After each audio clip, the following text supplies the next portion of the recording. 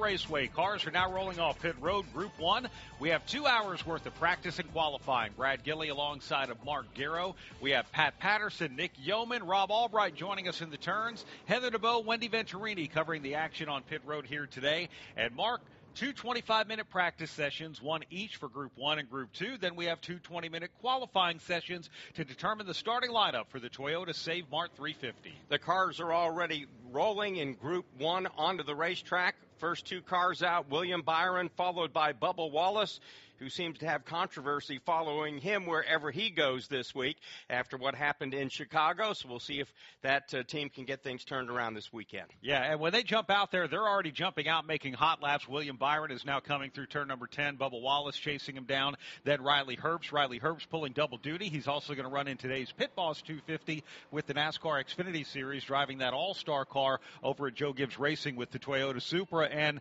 this is our first shot, but we do have back-to-back road course races on the schedule after last weekend on the Chicago street course. Now we're to the short track of road courses, Mark. Michael McDowell on the racetrack as well. What a heartbreaker it was at Chicago for him. He wins the opening stage. He looked to have maybe the only guy that could keep SVG on his toes.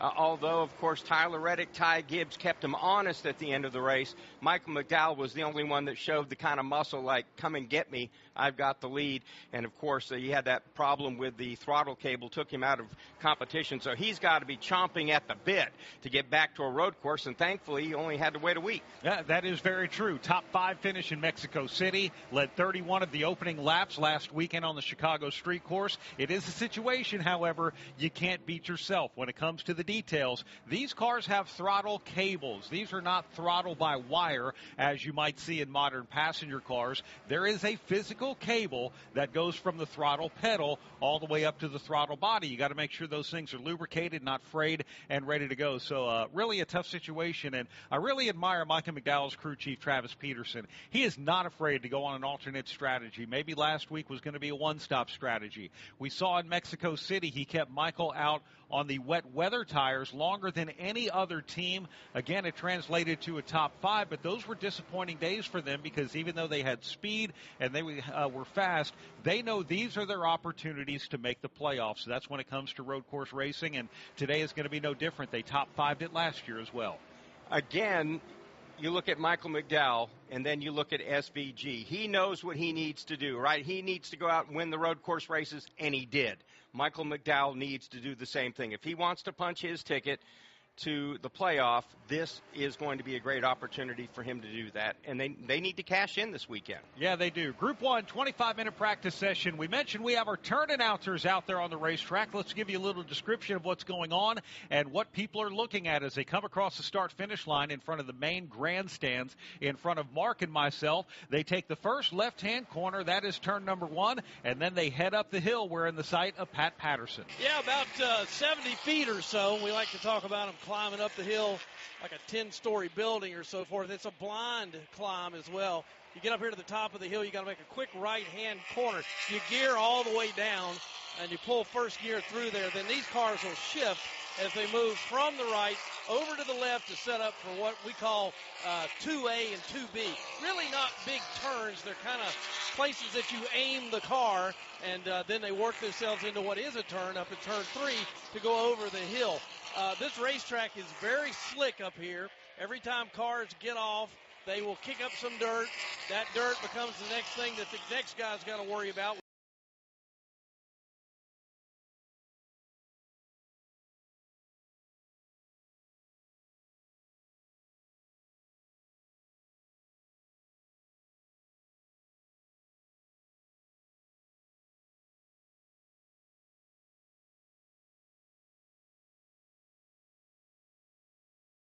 Yeah, there's no doubt, Pat. This is where that elevation change really washes away. The racetrack kind of falls away from you as you leave that part of the racetrack that you call turn number 3, and you head down to the right-hander of 4 and 4A. That's a good opportunity to set up some passes. That's a downhill portion of the racetrack. You'll see the drivers throughout the course of the weekend swing really wide. There's a lot of rubber that's already been laid down to the exit of that fourth corner. Then it's a short little straightaway.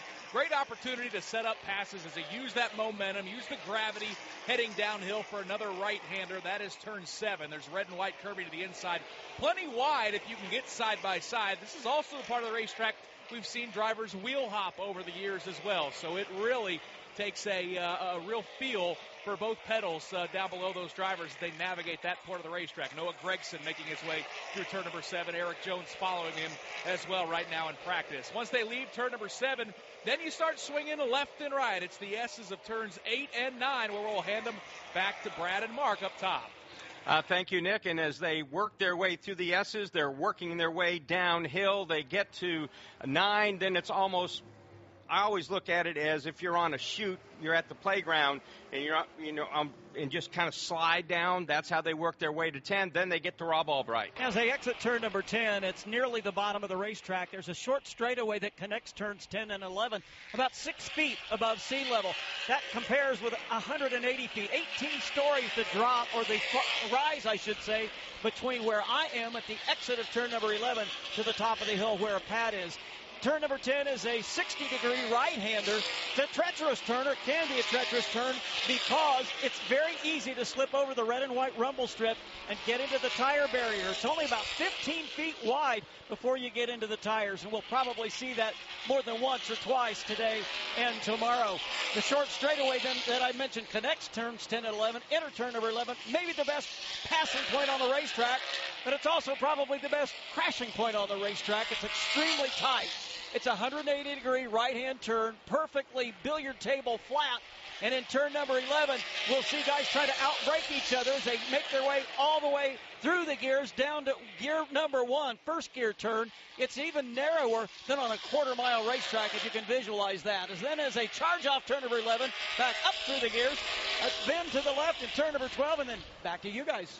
Thank you very. I'm sorry. I'll say thank you very much, Rob, Pat, and Nick. And some observations you're seeing, Mark? Michael McDowell just flashed by. We saw that he spun on the racetrack. He's back heading in the right direction. And when you talk to Michael McDowell, who was on my Garage Pass show this week, he said, the thing I like about Sonoma, no tricks. There's basically one fast line, but you got to hit it every single time. Let's go down to Heather DeBow. And, Mark, you just talked about it. I was going to touch on the fact that Michael McDowell did loop it a few laps ago. Now, he told his team it's because there was that dirt on the track that we heard Pat Patterson talking about in the view from the turn. So he hit that dirt, looped it around. But one thing that Michael McDowell has on his side is his road course racecraft. Now, he ranks first on speed here at Sonoma in the next gen car, and we saw him in Chicago be extremely dominant until he had that mechanical failure. But one thing he did say is that wait until you see the real show here at Sonoma. So we'll see if he can keep that speed up. He's currently 6th on the board. All right, thank you very much, Heather. Right now, Daniel Suarez, a former winner here at Sonoma Raceway, leads William Byron. Ty Dillon is 3rd quick, followed by Austin Cindric. Eric Jones is 5th. Michael McDowell is 6th. 7th, Carson Hocevar. Josh Berry is 8th. Brad Keselowski is 9th. 10th is Cole Custer. Then 11th at this point, we've got Bubba Wallace, Noah Gregson 12th, Ricky Stenhouse Jr. 13th, 14th, Justin Haley, 15th, Todd Gilliland, 16th, Riley Herbst, Cody Ware 17th, 18th, Austin Dillon, Catherine Legg in 19th. We are less than 10 minutes into this 25-minute practice session. Group number 1 on the track right now here at Sonoma Raceway. Hey, this is Michael Walter for Echo Park Automotive, and I'm here to tell you why you should shop Echo Park before you buy a car, truck, or SUV. Over half the inventory at Echo Park is priced below $25,000. And car for car, truck for truck, Echo Park Automotive's pricing is $3,000 less than the competition. Maybe that's why Echo Park has over 100,000 five-star reviews. Echo Park Automotive is built to make sure everyone drives away happy. It's even in their name, Echo Park Automotive. Every car, happy owner. The official used car dealer of Speedway Motorsports. Hi, it's PRN's Brad Gilley. Did you know you can take PRN with you anywhere? That's right. By downloading the PRN mobile app, you can listen to our live race broadcast from anywhere. Make sure you don't miss a second of the action from the track. Download.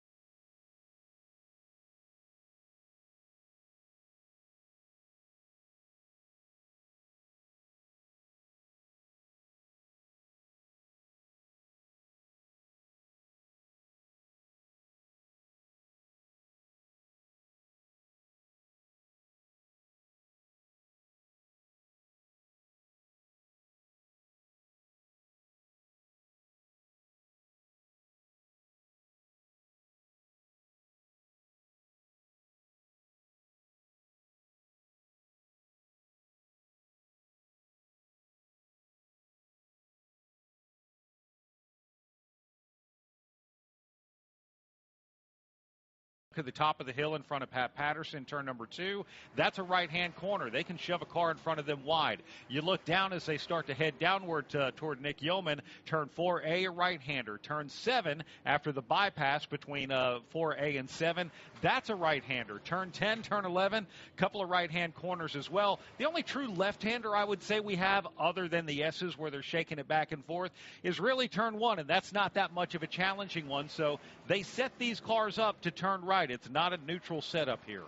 And again, it's a very unique racetrack, made even more unique a year ago by the fact they repaved the racetrack, and the speeds so much greater than they were before, because when you look at, I believe a year ago, the qualifying record, Joey Logano beat the previous year, Denny Hamlin's pole, by 4.4 seconds, and he was 5.6 miles per hour faster. I mean, this track got fast, really fast in a hurry with that new repaved job, and I got to believe there's still a lot of sticky on this racetrack. Yeah, for sure. They've also put some patches in a couple of places, braking zones and things like that. There are a lot of different series, and there are a lot of driving schools and private racing that happen here at Sonoma Raceway as well. And this used to be a track in its old asphalt configuration that they told the drivers, you got to be careful. You have to be easy on the throttle. Tire management, you can quickly burn off the rear tires. Kyle Larson, back in his Chip Ganassi days, won 3 consecutive poles here and quickly would drop to the back because he didn't understand tire management.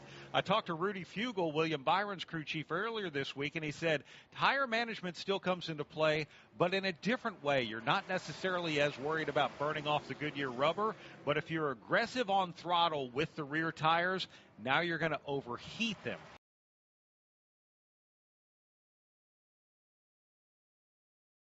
Phrase, but to lose their grip faster. It gets them angry. It gets them angry. I like that. Gets them upset, and they don't like it. That's the bottom line. Yeah, you won't like it when it's angry. But and then the dirt. That's another thing as well. Look, there are a lot of games that can be played. We'll call it dirty pool. No pun intended. Up in front of Pat, they come off the right-hander of turn number 2. They want to cut that a little bit. They can throw dirt on the racetrack. Going through the S's, once we get into turn 8, turn 9, in that section of racetrack, they can cut some corners and throw dirt on the racetrack. Make no mistake, the S's here at Sonoma Raceway are a much more challenging section of this course than what it might look like either sitting on the terraced seating or watching it on television, because those cars really lose a lot of weight underneath them, if you will, when they're going through that section. Real easy to break traction right there and actually go careening into one of the tire barriers, and those have become some pretty violent accidents here. And at the same time, you're working through the S's, you're going downhill at the same time. So you've got a lot of different things in motion there. And I agree with you. You know, if you got some guy, you know, a car length or two back, it wouldn't hurt to kind of cut that, spit a little dirt on the track behind you. He loses a little grip. You gain another car length. It's been done before. It'll happen again. No doubt about it. When you see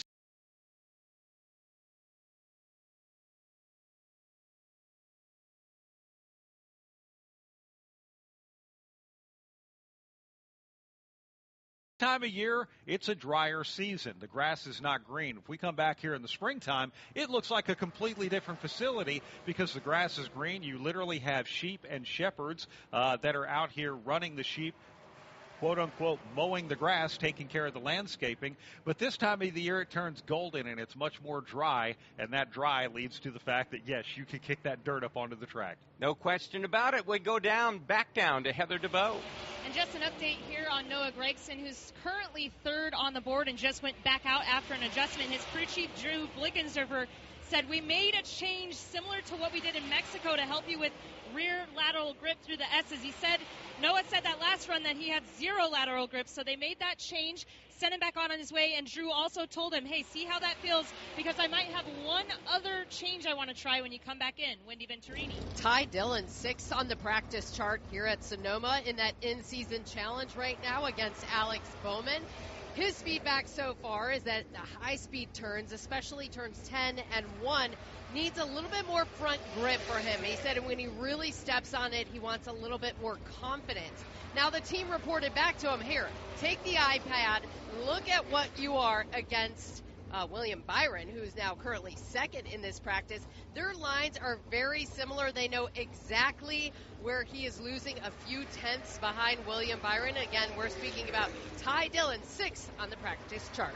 I'm sticking with Ty Dillon in the in-season challenge. I picked him the first 2 weeks, and I thought to myself, he's the last seed, 32nd seed. He survived the opening 2 rounds. I'm going to stick with him because wouldn't it be cool to have the last seed win the first in-season tournament in $1 million? So I got to believe, and until the glass slipper doesn't fit Cinderella, I'm sticking with Ty Dillon. All right, so when we look at the bracket challenge, this is we're down to the final 8 drivers. I guess if you talk about brackets, we now call this the Elite 8.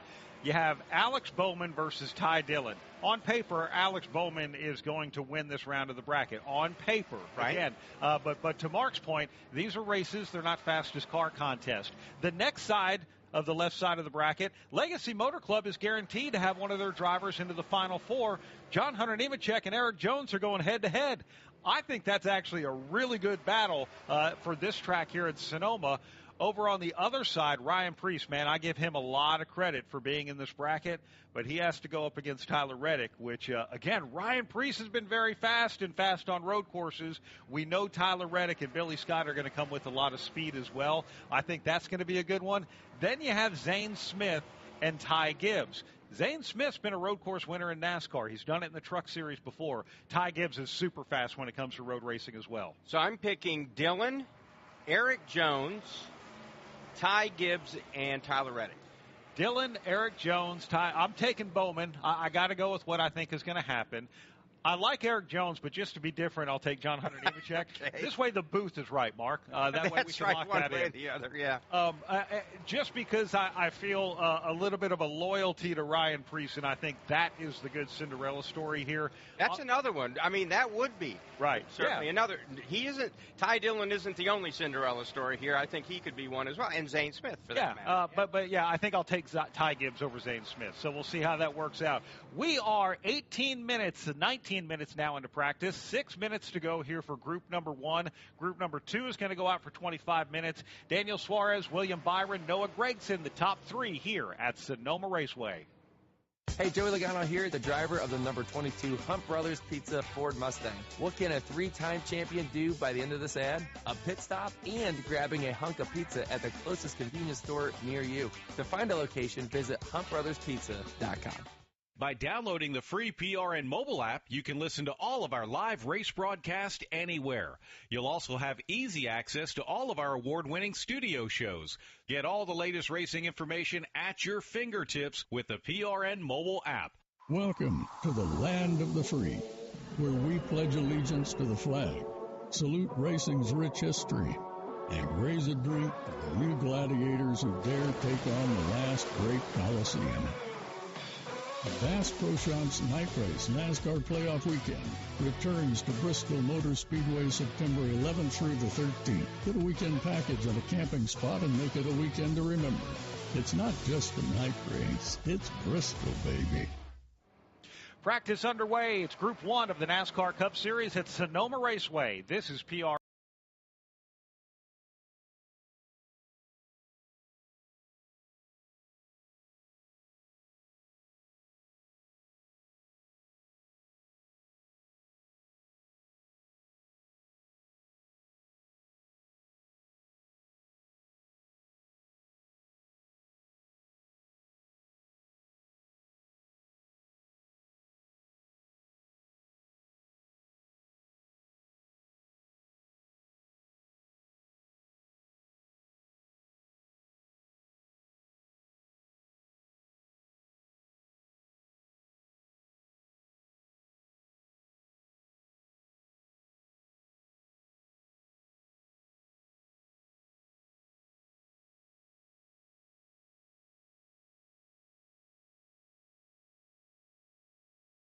Only you know what's not supposed to be in your everyday. So protect your everyday. If you see something suspicious, say something to local authorities.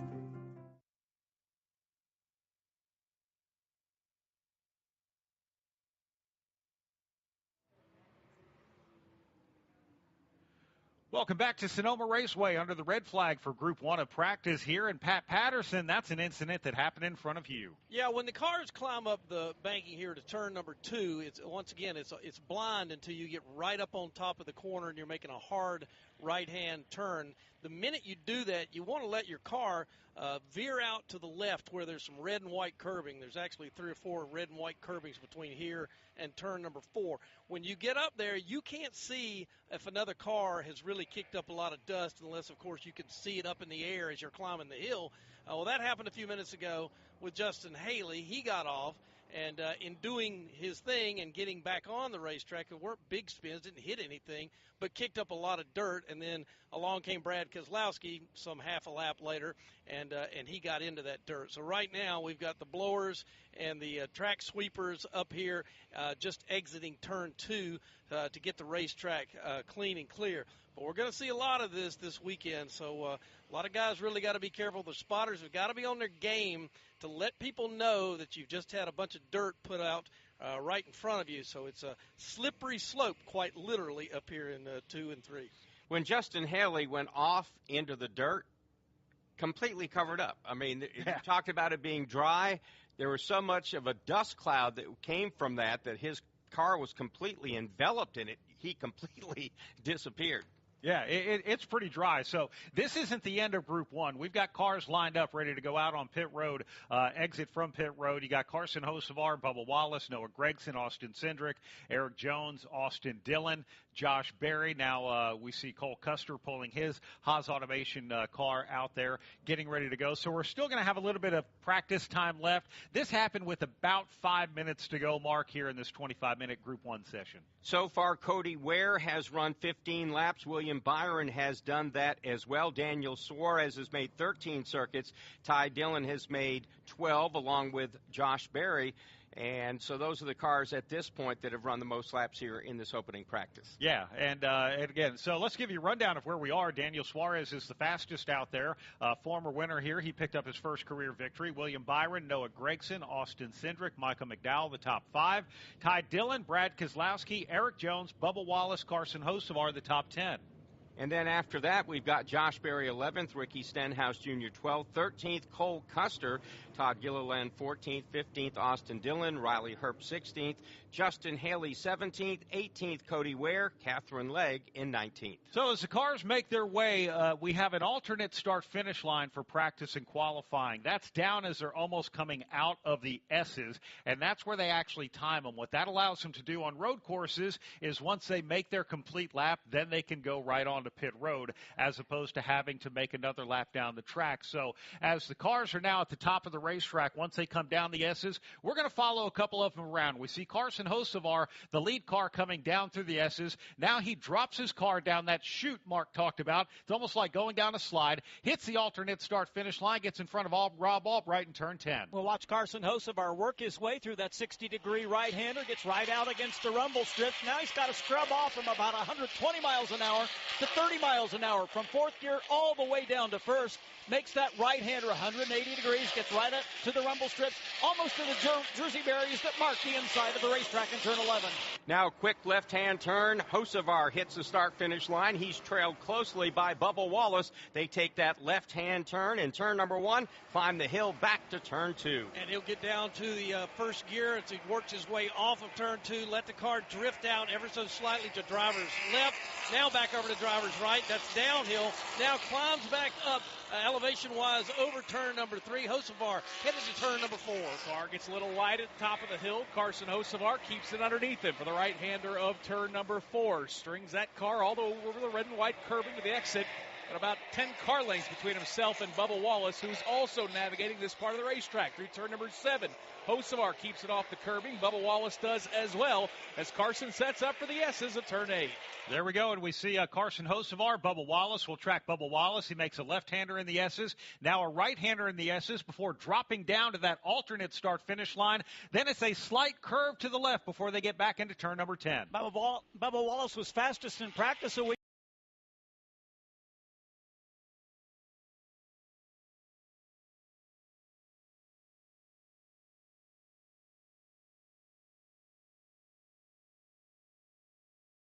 Does right in front of him. Carson Hocevar spins. We've seen the cars get loose off of turn 11, not typically, but he has looped his car and will sit there on the infield part of the course. Thank you very much, Rob. Appreciate that. Right now, we're going to remain green. It looks like we only have about 45 seconds before they planned to end this Group 1 session, Mark, because they gave him about an extra 2.5 minutes after that red flag came out. And we'll go down to pit road and Heather DeBow. And Carson Hocevar this entire practice session has just been complaining about sliding everywhere. He said he had zero grip, and he's sliding all the way through turn 11, which we just saw, and he said, I don't have any drive. He said, guys, this is so bad, I don't even know what to tell you at this point. And Hocevar just went by the start-finish line very slow, had 3 cars at full speed come up on him in turn number 1. They had to zigzag to the right real quick not to run over Carson Hocevar. Yeah, so that spin for Hocevar, really tough for him, coming off of a couple of tough weeks. Last week it was Hocevar at Chicago on the street course, making a right-hander as the red and black flag comes out. He ended up bouncing off the inside wall, careening into the outside wall, left side of the car, plugged up traffic, and about 8 cars ended up having a DNF as a result of that. And once again, he lost a few people that might have given him a Christmas card later on this year. You never know. Let's go back down to Heather DeVoe. And currently on top of the board right now is Daniel Suarez, but catching up with his teammate Ross Chastain, who's going to go out in Group 2. I saw you and Shane Van Gisbergen looking at the tires that came off the 99. What did you see there? Goodyear Eagles that went really fast and then fell off. Heather, it's a second year on this pavement and trying to understand how quick it's evolving. Pretty mild, I'd say, weather out here in Sonoma, but still the asphalt's going to age and trying to understand what Daniel just put his tires through and put up a big lap, but see how much it fell off, how much grip he lost. So, yeah, just looking, perks of having 3 cars and one in the first group. Speaking of having 3 cars, you're going to go out in Group 2 with Shane. Are you going to use him as a rabbit at all? Is there a plan for that? Oh, absolutely. I have 2 of the best road course racers in the sport right now, and Shane for sure. You had a chance to prep with him. Our teams work together really closely. So, next chapter in the book is watch him in practice, follow him, and you'll see the Kubota Chevy tucked up behind the 88 for sure. And based on what you've seen so far on track, where do you think are going to be the areas of challenge or areas you're going to have to focus on and work on for yourself? Turn 2 for sure. I tend to overshoot it. Turn 10 is really treacherous. Seen the Spire cars spin out in a couple different spots, all 3 cars. Definitely something to, you can wreck anywhere here. So keeping all 4 tires on the track on the asphalt is going to be big for our Kubota Chevy. As much as the tractors like to be in the dirt, this car doesn't. All right, well, best of luck with that, and Ross Chastain will head out in Group 2, and he will also join us later for the Xfinity race up there in the booth with you guys.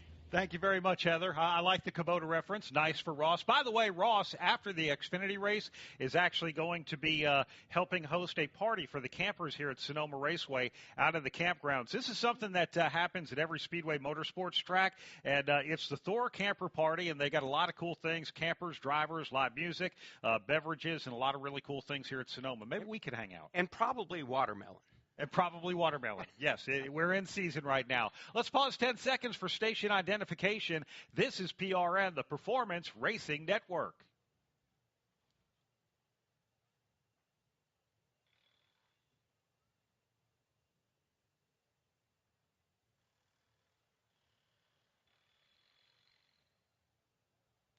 Welcome back to Sonoma Raceway for practice and qualifying for the Toyota Save Mart 350. Alongside Mark Garrow, my name is Brad Gilley. Joining us in the turns, Pat Patterson, Nick Yeoman, and Rob Albright. Covering pit road, Heather DeVoe and Wendy Venturini.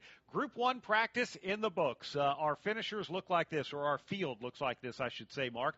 Daniel Suarez was the fastest in Group 1. Second was William Byron. Third, Noah Gregson. Austin Cindric, 4th. 5th, Michael McDowell. 6th, Ty Dillon. Brad Keselowski, 7th. Eric Jones, 8th. 9th, Bubba Wallace. 10th, Carson Hocevar. Then it was Josh Berry, 11th. 12th, Cole Custer. Ricky Stenhouse Jr., 13th. 14th, Todd Gilliland. Austin Dillon again, 15th. 16th, Riley Herbst. Justin Haley with an off-track excursion was 17th. 18th, Cody Ware. 19th, Catherine Legg. One thing to mention, and Ross Chastain did, all 3 Spire cars in Group Number 1, all 3 cars went off course at some point. Justin Haley, Michael McDowell, and Carson Hocevar. Just throwing that out there. They're aggressive out there on the racetrack, as they should be. They were certainly that, just a little bit over the line. We'll take a break and come back to Sonoma Raceway. When it comes to maintaining your engine to run at peak performance, trust Z-Max Micro Lubricant.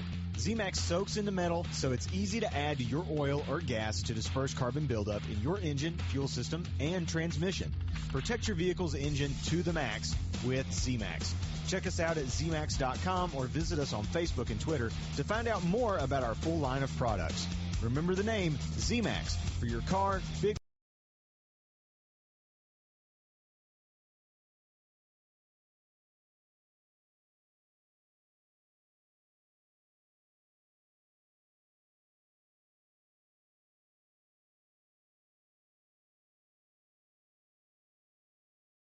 And hear our shows like the fantastic editions of Fast Talk, plus Brett McMillan on the Pit Reporters and Mark Garrow with Garage Pass. Get all the latest racing information right at your fingertips. The PRN mobile app, available at the Apple App Store and on Google Play. In Las Vegas, pedal to the metal is all we know, on or off the racetrack. Whether you're there for a NASCAR race, live music, incredible restaurants, or world-class entertainment, Vegas is the town that never slows down. With so many ways to play and so much to explore, Las Vegas encourages you to go all out. Head to visitlasvegas.com for more. That's visitlasvegas.com. This is PRN, the Performance Racing Network. Anytime you get somebody at the front of the pack who's not used to running up there and who's not been there, the established names are going to scream. They're going to cry. They're going to whine. Oh, there's somebody else coming up here to get my trophy and get my money. It's Carson Hocevar. What's he doing up here? He had just as much right to get in there and force the issue, and if not for the caution, he's a race winner. Hey, this is Doug Rice of the Performance Racing Network. That's Fast Talk right here on PRN.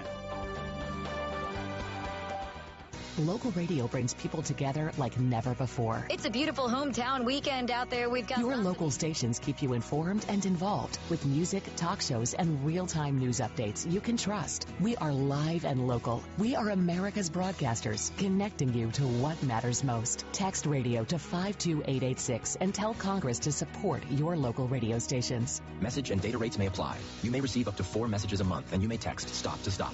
This message furnished by the National Association of Broadcasters.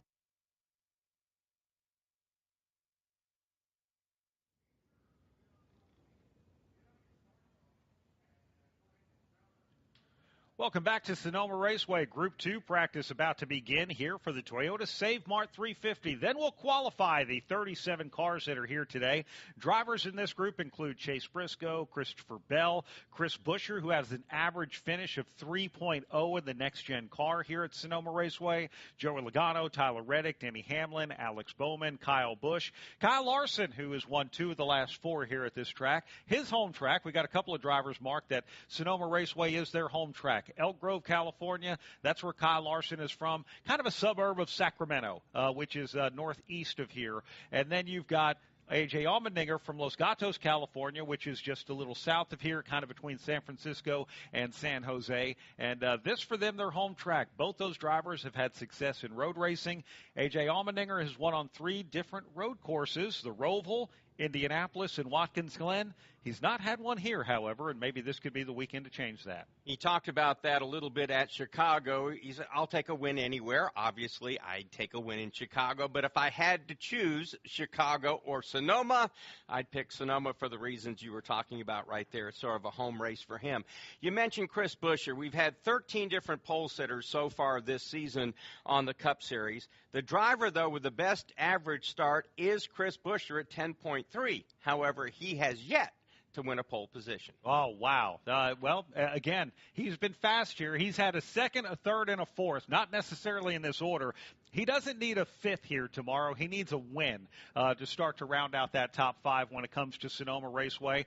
He is above the cut line, but where does the cut line move between now and the end of the race at Daytona at the end of the regular season? If Chris Buescher could pick a road course win, he'd grab Sonoma, not wait until Watkins Glen like he did last year, which was outside the playoff, outside his chance to lock in and get into a place where he could run for the championship. So Chris Buescher can get it done on road courses. I think he'd like to get it done this weekend.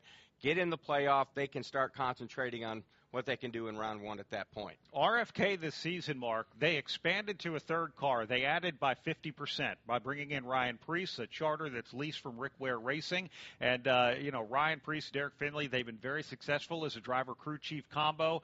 So far this season, they've done very well. In fact, Ryan Preece would be in a comfortable position, if you could call it that, playoffs-wise, had they not been disqualified after the Talladega race. That was effectively a 41-point cut for them. But Chris Buescher above the cut line. Brad Keselowski has struggled.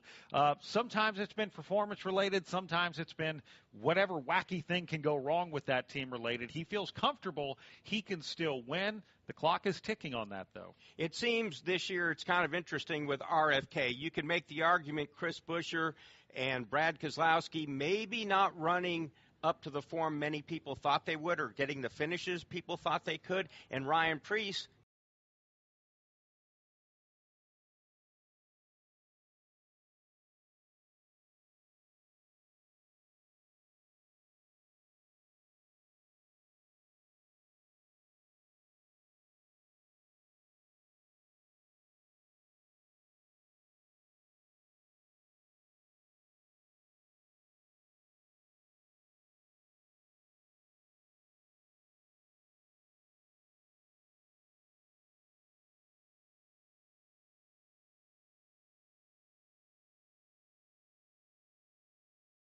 RFK, they actually take all of their primary sponsors and mix them among drivers. So Brad Keselowski has the green, white, and red Castrol sponsorship on his number 6. Build submarines for Chris Buescher, the black, green, and white car out there for him. And, of course, Ryan Preece, again, the bodyguard by Fastenal car. A lot of fast ones, and we'll see. Talk to Ryan Preece every week on SiriusXM, and one thing for him, the metric. He wants to be in Group 2 every week. He wants to watch the field in Group 1 in practice and see what their cars are doing, see what they can do for that last second adjustment, and he is in Group number 2 again this week. He just wants to always be on the positive side of the metric. To do that, you're going to have to finish well every week. Again, that's some of the subtle little things that can mean so much on a race weekend for a team. Let's go back down to Heather DeVoe. And, Mark, I was just listening to Ryan report to his team about what they were seeing in that first group in practice. And a lot of teams, not just the RFK cars, but others, rear lateral grip is what they were worried about. So Ryan Preece right now said he's really going to work on those rear pressures of the car and getting those up quickly when we see him out on track. All right, here comes the big land grab as Group number 2 is going out onto the racetrack, Mark. And Chase Elliott, Kyle Larson, Alex Bowman, the Hendrick trio, the first to jump out there as quickly as they can. Of course, their teammate William Byron was in the first session. As you talked about, getting into the second session every week and being in that position to qualify, not only practice after everybody, but you qualify later. Again, these little things that maybe a lot of times fans don't think about, but can add up to so much. Yeah, for sure. So Ross Chastain pulled out in front of Shane Van Gisbergen, and that's where they were. He's going to have to get behind him if he wants to be the rabbit, as Heather DeVoe was talking about. Let's go to Wendy Venturini. Austin Cindric fourth in that first practice out there. What have you been able to learn, the feel of the car and what you're learning on data watching the video right there? Yeah, pretty interesting session, to be honest. Obviously, a lot of dirt and off-track excursions, more than I would have expected from the session, but otherwise pretty slick right now, and interesting to see how much grip the track picks up as we continue to run. But otherwise, I thought our Discount Tire, America's Tire Ford Mustang had some speed in it. I think we made some good adjustments and hopefully put us in a good position for qualifying. Besides the slickness of the racetrack, what else do you want to see out of your race car? That's the only thing I could focus on the whole time, so I'll probably have a better answer after qualifying. That's Austin Cindric fourth in that first round. Let's pick up these Hendrick cars. They're in turn 1 now, climbing up to Pat Patterson. Chase Elliott down through the gearbox now, works his Chevy over to the right hard, kicks up a little bit of dust as he points it downhill into what we call 2A over to 2B. Now we'll point it right up turn number 3, over the hill, right behind him, Kyle Larson. They head for 4. Yeah, nice train of cars behind Chase Elliott. He's the first one into turn number 4. Stays off the red and white curbing, swings it really wide at the exit of that corner, carries a lot of speed downhill into this turn 7. He's got Kyle Larson about 5 or 6 car lengths behind him, and then that third Hendrick Motorsports car, that's Alex Bowman in the purple and black Ally machine. Those drivers set up for the S's. Chase Elliott, though, nice and smooth. As they continue on down the hill, Chase Elliott is leading this trio of Hendrick Chevrolets. The Napa number 9 is now making his way around the final left-hand sweep before turn number 10. Chase Elliott still looking for a first career win here at Sonoma. In 8 starts, he has 4 top 5s yet to get a victory. He'll go down through that transmission, down then to first gear, bend that car to the right from 120 to 30 miles an hour at the exit of the corner. Car looks nice and stable. Still got a lot of grip as he now bends his way left in turn 12. SVG is out on the course. Which turn announcer? Who do you have? Where is he right now? He's in front of us, Mark. He's actually coming down the S's, and now he's making his way to turn number 10. Rob, not really being chased by Ross Chastain. Chastain will have to pick it up. Kyle Larson was interviewed in the media center earlier today, and he said that Shane Van Gisbergen is perhaps the greatest talent ever in road racing in closed-body auto races. He said even if he had years to practice, he'd never be as good as Van Gisbergen. He's got that red, yellow, and blue machine up toward turn 1. That Red Bull Chevrolet with Ross Chastain falling back heads up to turn number 2. Shane's big claim to fame, how he breaks that car and keeps that momentum. He does that nicely off of turn number 2. Works over to 2A now. He's got the red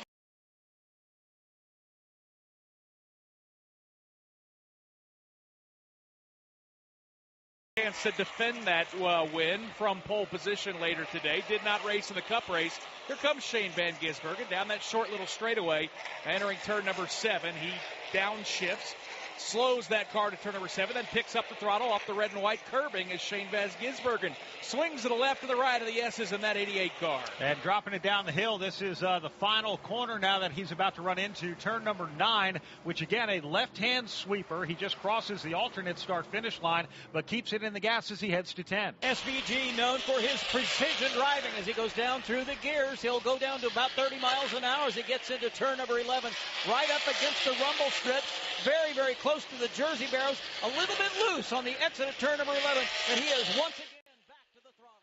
So 2 drivers from this second practice session have now gone to the top of the board. SVG number 1, Ty Gibbs right behind him, and I guess A.J. Allmendinger just decided to crash the party. Allmendinger now the quickest overall. Bright green paint scheme for A.J. Allmendinger on his Kaulig Racing Chevy, that number 16 car. And again, a home race for him, A.J. Allmendinger. A lot of history here at Sonoma Raceway. As Nick Yeoman had pointed out, Shane Van Gisbergen last year won the Xfinity race here, but did not run the Cup Series race. Remember, he is a Cup Series rookie.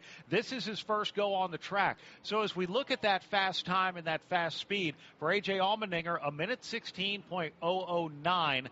Ty Gibbs just went to second quick, a minute 16.193, and Shane Van Gisbergen a minute 16.445. Right now, those speeds, the only drivers, Gibbs and Allmendinger over 94 miles per hour, Van Gisbergen at 93.7.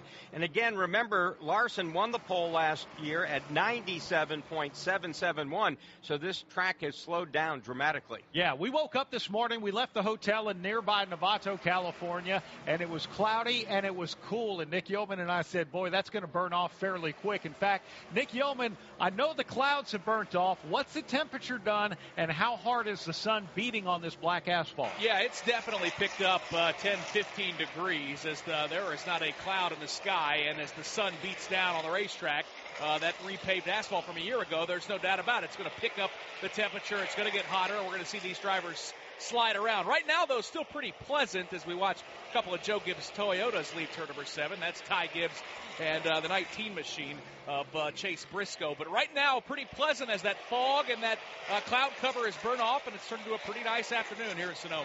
Speaking of Chase Briscoe, in turn number 10, he just about put his Toyota Camry completely off the racetrack. He only had his right side tires touching the rumble strip. The left side was completely in the dirt. He was able to stay in the gas, stay headed in the right direction. That's a good thing, because you go sideways here, there are certain portions of this track where you can have nice runoff. There are other portions of the track where you could go hard into a tire barrier. And a couple of different things. Mark mentioned rumble strips out on the racetrack. That's kind of the part that when your tires go over it, you feel the shake. There's also curbing here. That's the part of the track that's really raised, and where you see the nice pictures from Sonoma Raceway, and you got 2 tires off the ground and things like that. When they hit the curbing, those things happen. Let's go down to pit road and Wendy Venturini. Chase Elliott 14th in this practice session. Not really happy with his race car. It has too much where he can't lean on the right rear of the tire, especially on those right corners, like he really wants to. So he wants a little bit more confidence on that lean on that right side, especially with turn 1. They're going to come back down, make some adjustments to get Chase Elliott a little bit more comfortable in his race car, 14th on the chart. All right, thank you very much, Wendy. Let's give you a full field rundown of where they are right now. We'll tell you the cars that are in this session, and we'll let you know the cars that were in group number 1. The top 6 right now from group number 2. A.J. Allmendinger fastest, followed by Ty Gibbs. Shane Van Gisbergen 3rd. Ross Chastain 4th. Kyle Larson is 5th. Christopher Bell is 6th. Ryan Blaney now in this group. He goes up into 7th, the fastest in Group 1. Daniel Suarez 8th. Back to Group 2, Tyler Reddick 9th. John Hunter Nemechek 10th fastest. And from the first practice, William Byron 11th. Zane Smith 12th. Joey Logano 13th. Chase Briscoe 14th. They are from practice 2. So is Chase Elliott here in the 15th position. 16th, Chris Buescher. Kyle Busch, 18th, Noah Gragson. 19th, Austin Cindric. And currently 20th, Alex Bowman. And most of the drivers in the top 20 are actually here in group number 2. This, again, where we talk about that metric. If you can be in group number 2, there's a big benefit, and we're seeing this. We are right now into group number 2 practice for the NASCAR Cup Series. About 10 minutes in, we'll come back, and we'll give you much more here from Sonoma Raceway. At Progressive, we understand the bond you have with your boat. It's why people name theirs. I was pretty hungry and looking at a menu when I named my boat Change Your Tuna. The backup names were Trick or Trout, I Salmonly Swear, and, oh, it gets worse, New Squid on the Block. It wasn't my best day. Whatever you call your boat, protect it. And start with a quote from Progressive, America's #1 boat insurer. Progressive Casualty Insurance Company and Affiliates. #1 rating based on boat market share data from ratefilings.com. The NASCAR playoffs return to New Hampshire Motor Speedway September 19th to 21st. This year, it's going to be wicked faster and wicked funner. 3 days of racing, camping, concerts, and fireworks. Grab your friends or make some new ones. And when the checkered flag drops...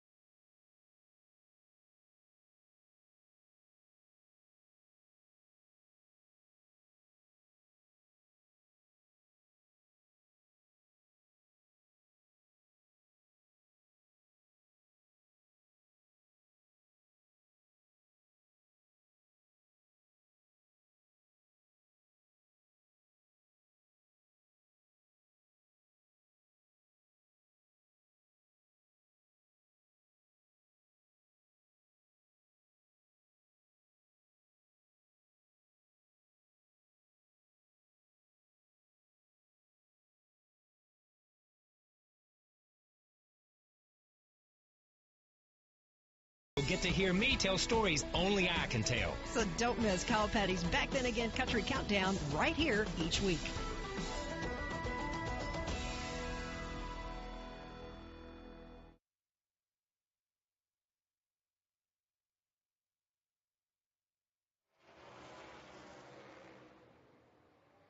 With just under 14 minutes left in this second practice session, the track remains green here at Sonoma Raceway, although Ty Gibbs just had a little bit of an off-track excursion. Yeah, just a little bit of one. He got his number 54 Toyota Camry XSE just off the racetrack, went through the dirt, was able to get back on. And the tough thing when that happens, Mark, hey, it's great that you didn't spin, you didn't do that. What you did do was coat your Goodyear tires in dirt, and that dirt sticks to the Goodyear rubber. You got to get back out there. It's going to take you a few corners to scrub that off.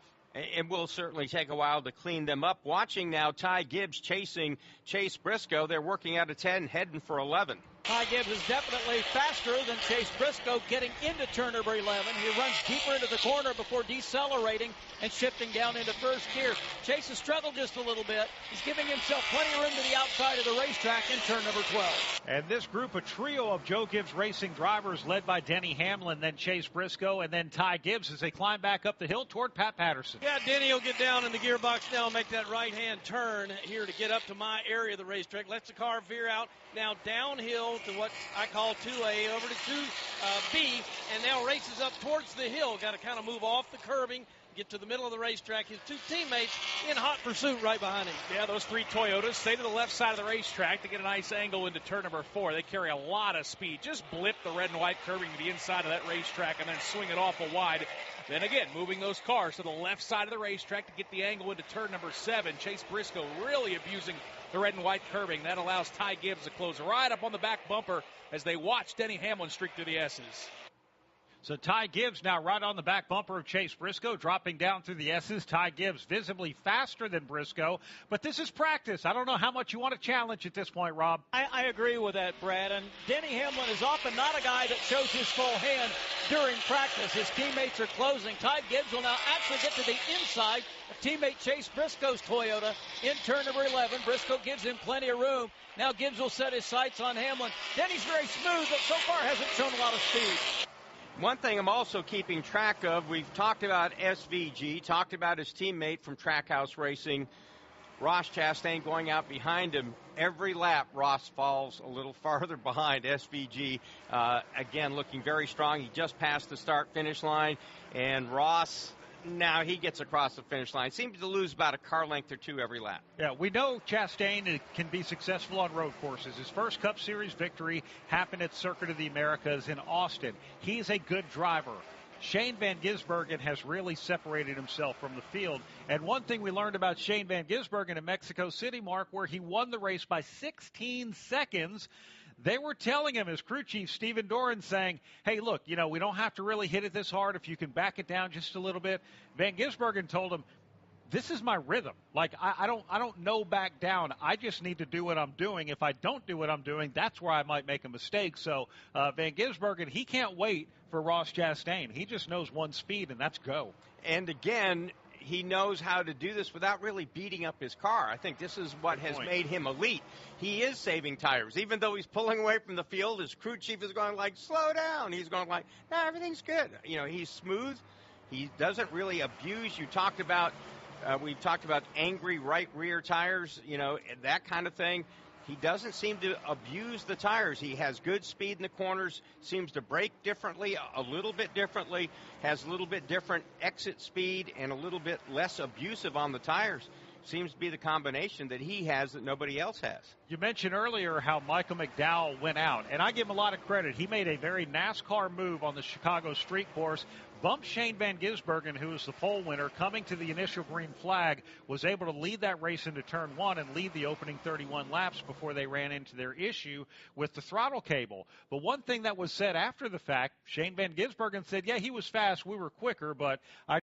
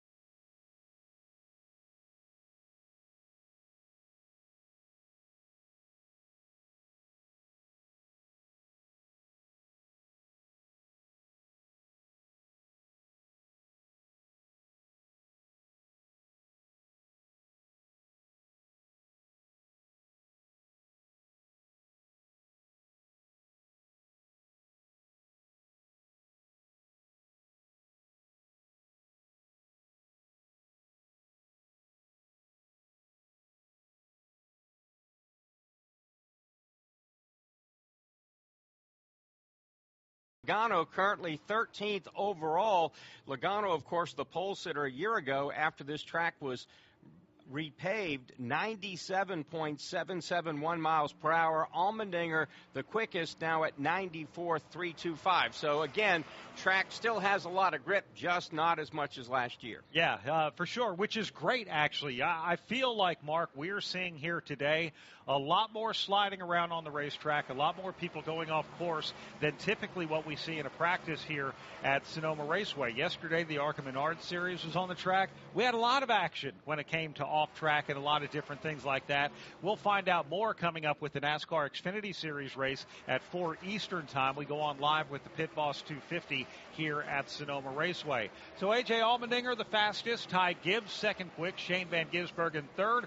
Ross Chastain, Kyle Larson, round out your top five as we have 7 minutes to go in practice here at Sonoma Raceway.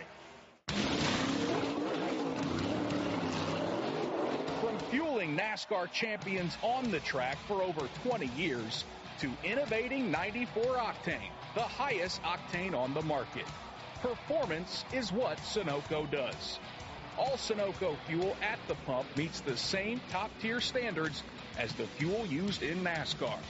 From the track to your tank, you can trust Sunoco to help your vehicle perform at its peak. Hi, I'm PRN's Alexis Erickson. Want to listen to PRN anywhere you go? By downloading the PRN mobile app, you can listen to live race broadcasts and have on-demand access to your favorite shows like Fast Talk, Pit Reporters, Garage Pass, and PRN's At the Track. Download today to make sure you don't miss any of the action. Get the latest racing information at your fingertips with the PRN mobile app, available on Apple App Store and Google Play. Find more information at GoPRN.com. From Sonoma Raceway, this is PRN, the Performance Racing Network. Reddick goes right to the bottom of the racetrack. Chastain tries to hold on the outside. Truex on the inside, Byron in the middle, Chastain up high. Hamlin now beginning to come to the front. He's got the edge now. He'll take the lead away. Brian Blaney sliding down into the grass. There was a lot of bumping and grinding, and Blaney noses into the infield retaining wall. Ross Chastain doing a great job. Truex right there, big in his mirror as they race down the backstretch here. Harrison Burton is spinning down the back straightaway. Everybody going to the top side. Here comes Kyle Larson. Larson dives to the bottom of the racetrack. He wants to lead all four. Chris Buescher has the advantage and a spin off of turn 4. Yeah, we've got a ton of cars that are in this one, and Larson is certainly one of those cars. Trouble coming out of turn 4. Hamlin is sideways. The car spins down on the apron of the racetrack. Byron takes that brightly painted number 24 to the front. He gets a big shove from Daniel Suarez. This is PRN.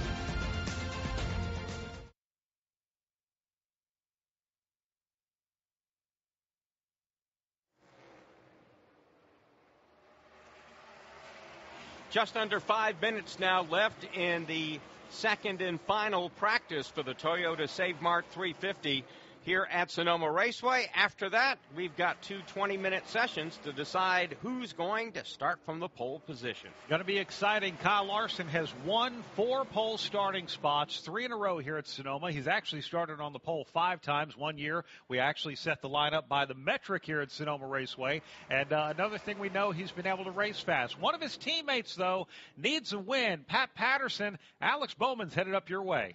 Yeah, Bowman's been making some pretty hot laps through here. Has done real well as he makes it up through here.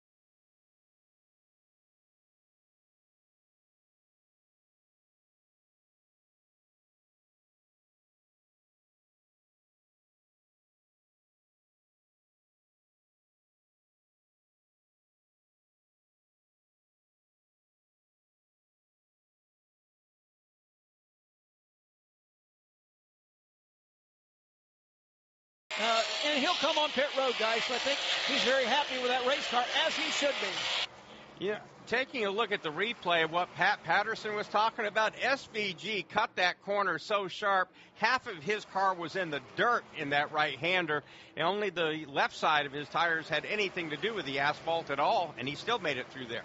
Now, Mark, what do you think he was practicing right there? Maybe trying to get a tighter right-hander in turn 2?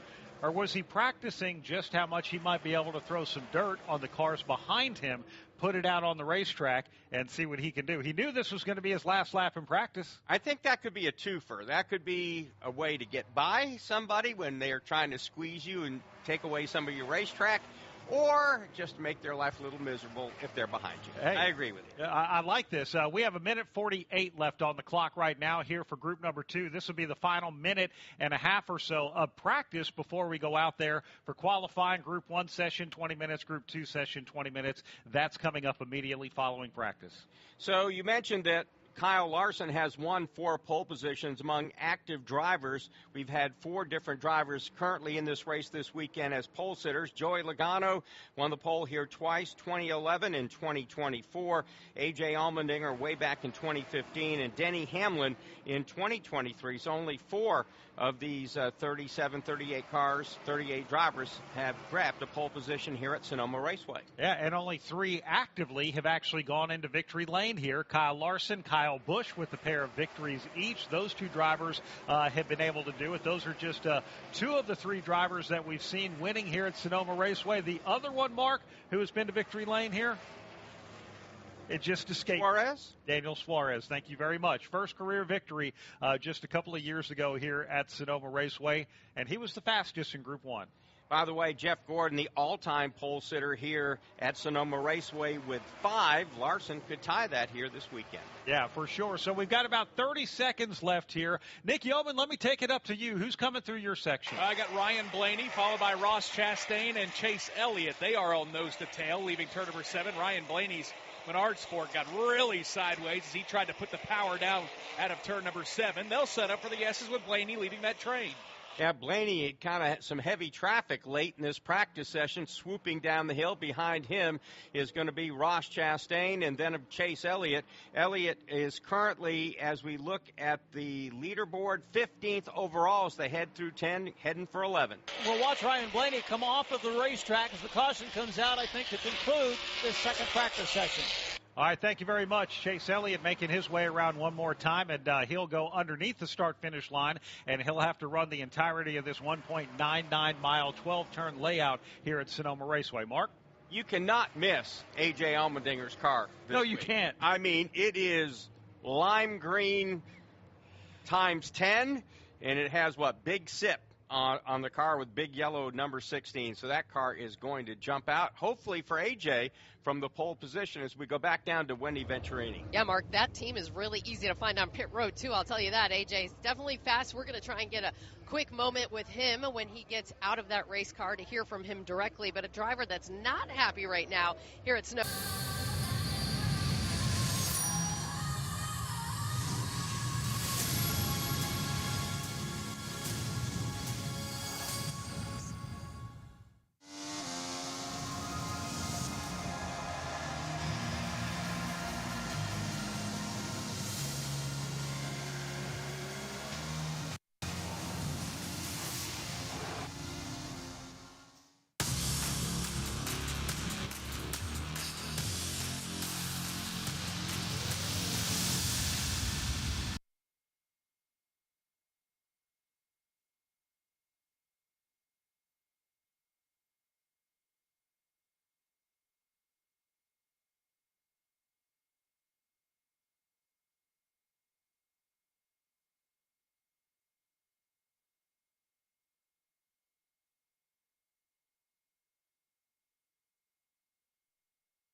Do this now. It's my rookie year. I'll have other chances to win.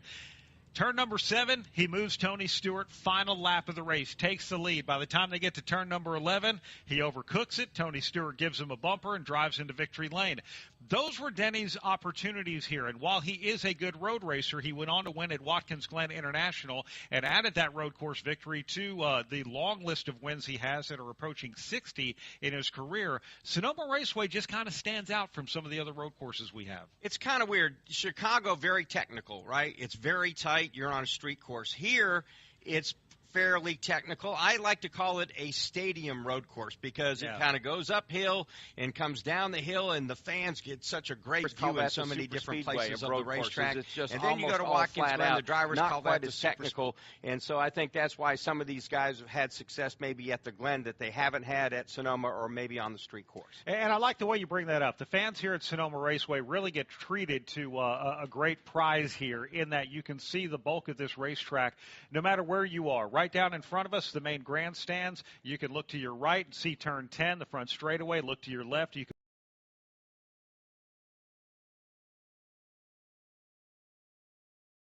near where Nick Yeoman is in turn number 7. You could see him running across that, then down through the S's. A lot of exciting things. Let's go down to Wendy Venturini. AJ Allmendinger, fastest in this practice session. You mentioned the neon green Big Sips. Interestingly enough, 16% alcohol volume with the 16 on that car. Cool sponsor, Fast Car. How happy are you?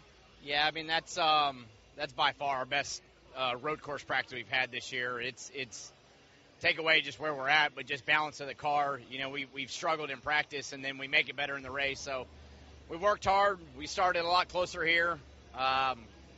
This track's it's slick in certain spots, so if you miss it in qualifying, you're gonna struggle. But you know, just overall, the Big Sip Chevy is really good, and it was just nice to have a good practice. I was watching your words to Ty Dillon, giving him some feedback. Is there any area of the racetrack you want to improve, or is it simply just giving a buddy some tips for his car? Wendy, I can improve everywhere. You always can improve. But I've enjoyed working with Ty all year, and he went out in the first group and told me a couple things, and just trying to give it back to him for qualifying. But yeah, qualifying will be tough. Hopefully we can go out there and put a good lap in and qualify near the front. But you know, it's a big deal to have a good practice like this. Yes, congratulations on a fast practice. AJ Allmendinger and his teammate Ty Dillon also fast for Colleague Racing. Let's get over downstairs to Heather DeBow. Who do you have?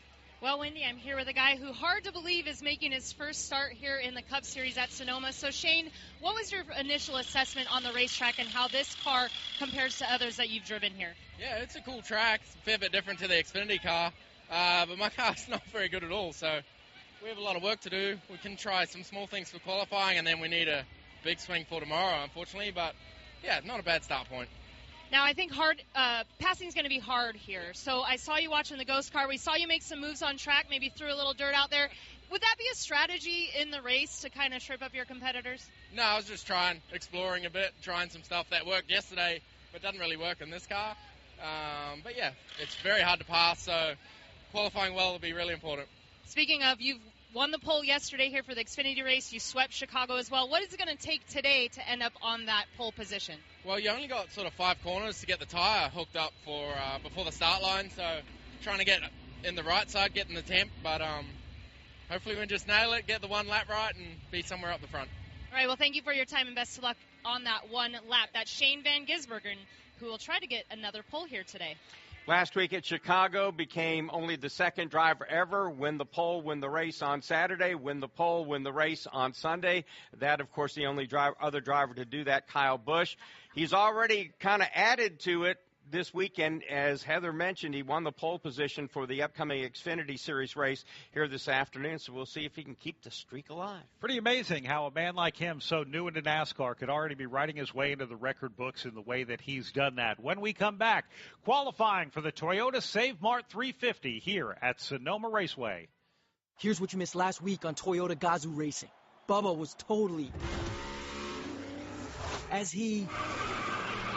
around the pack, managing to across the finish line to claim me in victory lane. Now you're up to speed. You in? Follow the action at tgrna.com. Toyota, let's go places. NASCAR is a registered trademark of the National Association for Stock Car Auto Racing, LLC. Welcome to the land of the free, where we pledge allegiance to the flag, salute racing's rich history, and raise a drink for the new gladiators who dare take on the last great Coliseum. The Bass Pro Shops Night Race NASCAR Playoff Weekend returns to Bristol Motor Speedway September 11th through the 13th. Get a weekend package at a camping spot and make it a weekend to remember. It's not just a night race, it's Bristol, baby. Curious what drivers talk about during the race? Well, you can purchase a scanner and listen to uncensored audio from every team in the race. Stop by and see Racing Electronics in the vendor area today, or learn more at racingelectronics.com. If you're here at the racetrack, tune in to frequency 454.2000, and that is the frequency where you can hear both the PRN and or MRN broadcast while you are at the track. From Sonoma Raceway, qualifying coming up next for the Toyota Save Mart 300 or 350. This is PRN, the Performance Racing Network.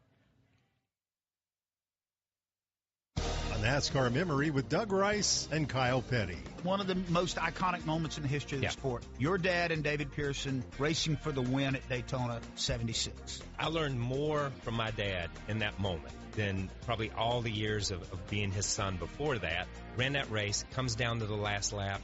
Pearson passes Petty. Petty passes Pearson. My dad passes him going into turn 3, sweeps up in front of him. They kind of cross over. They get together coming out of turn 4. Even though they're running 180, 90, 200 miles an hour, it's the most slow motion wreck in the history of time.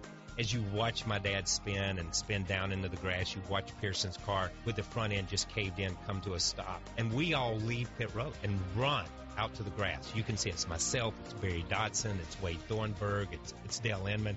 We run out and we push the car across the line. We didn't know that if you help the car across the line on the last lap, you're penalized a lap. So if you go back and look at that, my dad finished 1 lap down in the Daytona 500 that year.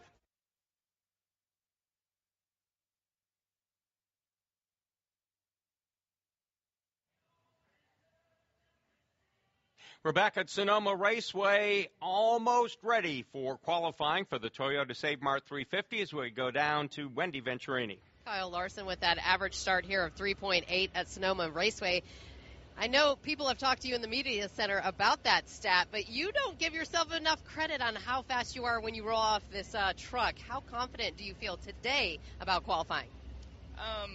Yeah, I don't know. I haven't really had a whole lot of time to study it, but or after practice here, but yeah, we've had great results qualifying here at Sonoma. I don't really know why, but it's just been a good track for us. So hopefully today is the same. We can get a good starting spot. It's really important for road courses to get that track position on Saturday and then do a good job maintaining it in the race on Sunday. So I feel like our HinderCars.com Chevy is close on speed, so just got to piece some things together, probably more so on my end, and I think we'll have a good shot. We've heard drivers say it's slick out there. What area of the racetrack are causing you the most trouble? Yeah, I mean, everywhere is much slicker than last year. So, but yeah, up through 1 and 2 is really slick. There's some, sealer or something on the track, and it's got a lot less grip than the rest of the surface. And then just as you go, as the tires get hot, they get really greasy feeling. All right, thanks for that insight. That's Kyle Larson. He will be very strong in this upcoming qualifying session. Again, he's won 4 pole positions here at Sonoma Raceway. One stat that I'm always interested in, only 6 of 35 races here at Sonoma have been won from the pole. The last driver to do it was the man we just talked to, Kyle Larson. That was back in 2021. Before that, the last one to do it was Jeff Gordon in 2004. 4 of the first 11 races at Sonoma won from the pole, only 2 of the last 24. Oh, wow. That is pretty incredible. So qualifying is about to get underway, and it's fascinating. So these teams, Group 1, Group 2, once they go out and practice, NASCAR gives them 10 minutes to make adjustments on the car, and that's it. Watching these teams from Group number 2 who were frantically working on their race cars, now they're wrapping up just by sort of polishing all the tire rubber and everything off of the hood. And it's just it's awesome to watch how fast they try and work in that 10 minutes, and then cars are just going to have to sit there until their session starts. Some other quick stats here in qualifying. Ty Gibbs has started top 10 in 9 of the last 11 races. Denny Hamlin qualified top 3 races in a row, which included a pole at Pocono, but has qualified 33rd and 40th the last 2 races. Carson Hocevar qualified 3rd at Pocono and Chicago. In between that, 30th at Atlanta. Michael McDowell, 3 top 10 starts in the last 6 races. The other 3 starting positions, 32nd, 28th, and 32nd. So it's feast or famine for Michael McDowell these days. And Bubba Wallace had 6 top 10 starts in the first 11 races, only 1 more in the last 8. His qualifying has fallen off in a big way. So the cars will actually hit the clock in front of both Mark and I, but they won't do it at the start-finish line. They do it at the alternate start-finish line, which is also a section of this course that we also cover from the booth here, and that would be the S's. So as they make their way around the circuit, the last person they're going to see before they actually get on a hot lap is Nick Yeoman. And, Nick, they're in front of you right now. And the first 2 that are going to hit the clock are going to be brothers. It is Ty and Austin Dillon. They're going to be the first through the S's. Ty navigates turn number 9 as we speak. Now comes down the racetrack, heading for turn number 10. Dylan now on the clock. Let's pick him up in turn number 10. You know, with all the follow-off, I should say, during practice, you'll expect these guys to be aggressive but cautiously so. Turn number 11, he'll try to make up a bit of time in the left-hand turn 11. Ty Dillon going head-to-head with Alex Bowman in the bracket challenge. He'd like to start that off with a great qualifying lap here at Sonoma. He climbs it up 10 stories now and heads to turn number 2. Hard right-hander, 90 degrees, lets that car veer out to the left ever so slightly. What you don't want to do is make a lot of turns, trying to cut this as tight as you can up to the top of turn 3 and headed for 4. Ty Dillon heads downhill now towards that right-hander of turn number 4. We'll see how much he uses the red and white curving. Keeps the right side tires off of it, swings it really wide, keeps it off of that outside retaining wall, carries a lot of speed in that kind of mustard yellow and red Chevrolet. Ty Dillon exits turn number 7, hoping that Cinderella slipper still fits this weekend in that bracket challenge. So left, right, left, down through the S's. Here's Ty Dillon heading down to the alternate finish line. He will complete lap number 1. His speed 92.703. Let's see how brother Austin is going to do. He'll be just behind him at 92.598. Eric Jones, the next one to cross that alternate start-finish line, although it appears that he might still be in the gas. Now he backs it down. Eric Jones goes to the top. He's up to 93 miles per hour, and now we have one of the drivers we've been watching. That's Michael McDowell. He's got the Gainbridge colors on his number 71 Chevrolet. He goes to the top at 94 miles per hour, and Rob Albright, it looks like McDowell's still on the gas. Yeah, he certainly is. Obviously thinks he's got just a bit more in this yellow and blue machine. He'll make it through turn number 11, that right-hander. Now he'll slide way out to the outside wall, gathers it in, bends left in turn 12 into the start-finish line. Michael McDowell across the stripe. He, again, hard on the gas. Turn 1, now driving straight uphill to turn 2. Quickly now, down through the gearbox as he makes that right-hand turn, lets the car really head out the right. Ty Dillon right in front of him, not up to speed. He gets out of the way, and McDowell stays in the gas, hits turn 3, top of the hill, and heads to 4. Yeah, Ty Dillon looks like he's going to reset, gather it back up for another lap, does the sportsmanlike move, stays out of the way for Michael McDowell, one of the best road racers in NASCAR. Keeps his foot in the throttle as he takes this short straightaway down to turn number 7. Keeps that car all the way up to the left side of the racetrack, gets a nice angle into that corner, and boy, he picks up the throttle almost perfectly. Michael McDowell streaking through the S's. Currently the fastest right now, Michael McDowell, trying to go faster than 94.089 miles per hour. He hits the alternate start-finish line, and at that timing line, he goes faster, 94.571. So far, we have had 10 drivers take a time mark. It's McDowell, Eric Jones, Carson Hocevar, Justin Haley, David Gilliland, Todd Gilliland, the top 5. Well, his dad's certainly proud of Todd's qualifying effort. Ty Dillon 6th, Austin Dillon 7th, Cody Ware 8th, 9th, Ricky Stenhouse Jr., Noah Gregson 10th. Again, just those 10 so far have taken the time. Last week, Catherine Legg qualified her way into the show. Actually, Corey Heim was the go-home car at the Chicago Street Course. She finished 19th.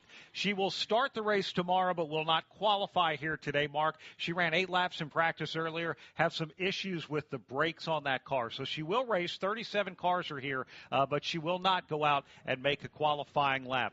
Cole Custer is out on the course right now. He's wrapping his way through turn number 10, Rob. Cole Custer has been improving through the course of the first half of this racing season. Let's see if he can get a good lap. He locks up the brakes entering turn number 11. Got in a little bit too hot. That's going to cost him some time. Accelerating now off that corner and will head to 12.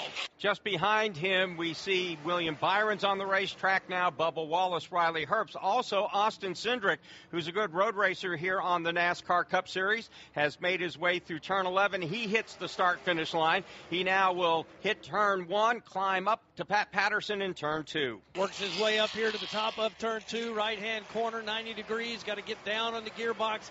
Gets back in the gas hard now as he accelerates to the next point, which is 2A over to 2B. Now, once again, Cindric works his car over to the top, carefully not over the top of the hill, as to not spin those tires, Nick. Yeah, certainly looked like that car was sliding a bit, but Austin Cindric keeps it under control. He'll power it out of turn number 4. It's a pearl white race car, red lettering down the side of it. Discount Tire, the sponsorship on that Mustang. A little bit of smoke out of the back of that car as he tried to woe it down for turn number 7. We'll see if that cost him as Austin Cindric bends his way to the right and the left of the S's here at Sonoma. Cindric said earlier on pit road during practice that his car was not handling the way he wants it to. Obviously a very strong road racer. He hits the timing line, goes up to second quick now, 94.506 to McDowell, 94.571 miles per hour. Ty Dillon went back out and improved his speed to 94.222. At the time, moved him up to 2. Now he is currently third in the rundown, followed by William Byron, who just came in at 93.955 miles per hour. And again, this is a 20-minute session for qualifying here for group number 1. Group number 2 will go out for a 20-minute session. During qualifying, they have the opportunity to go out and take as many laps as they want to. Now, obviously, the more laps they take, the slower the car is going to be. But they want to go out there and take as much opportunity as they can. Mark, you might blow a corner on your first lap. Obviously, we saw Ty Dillon find more speed.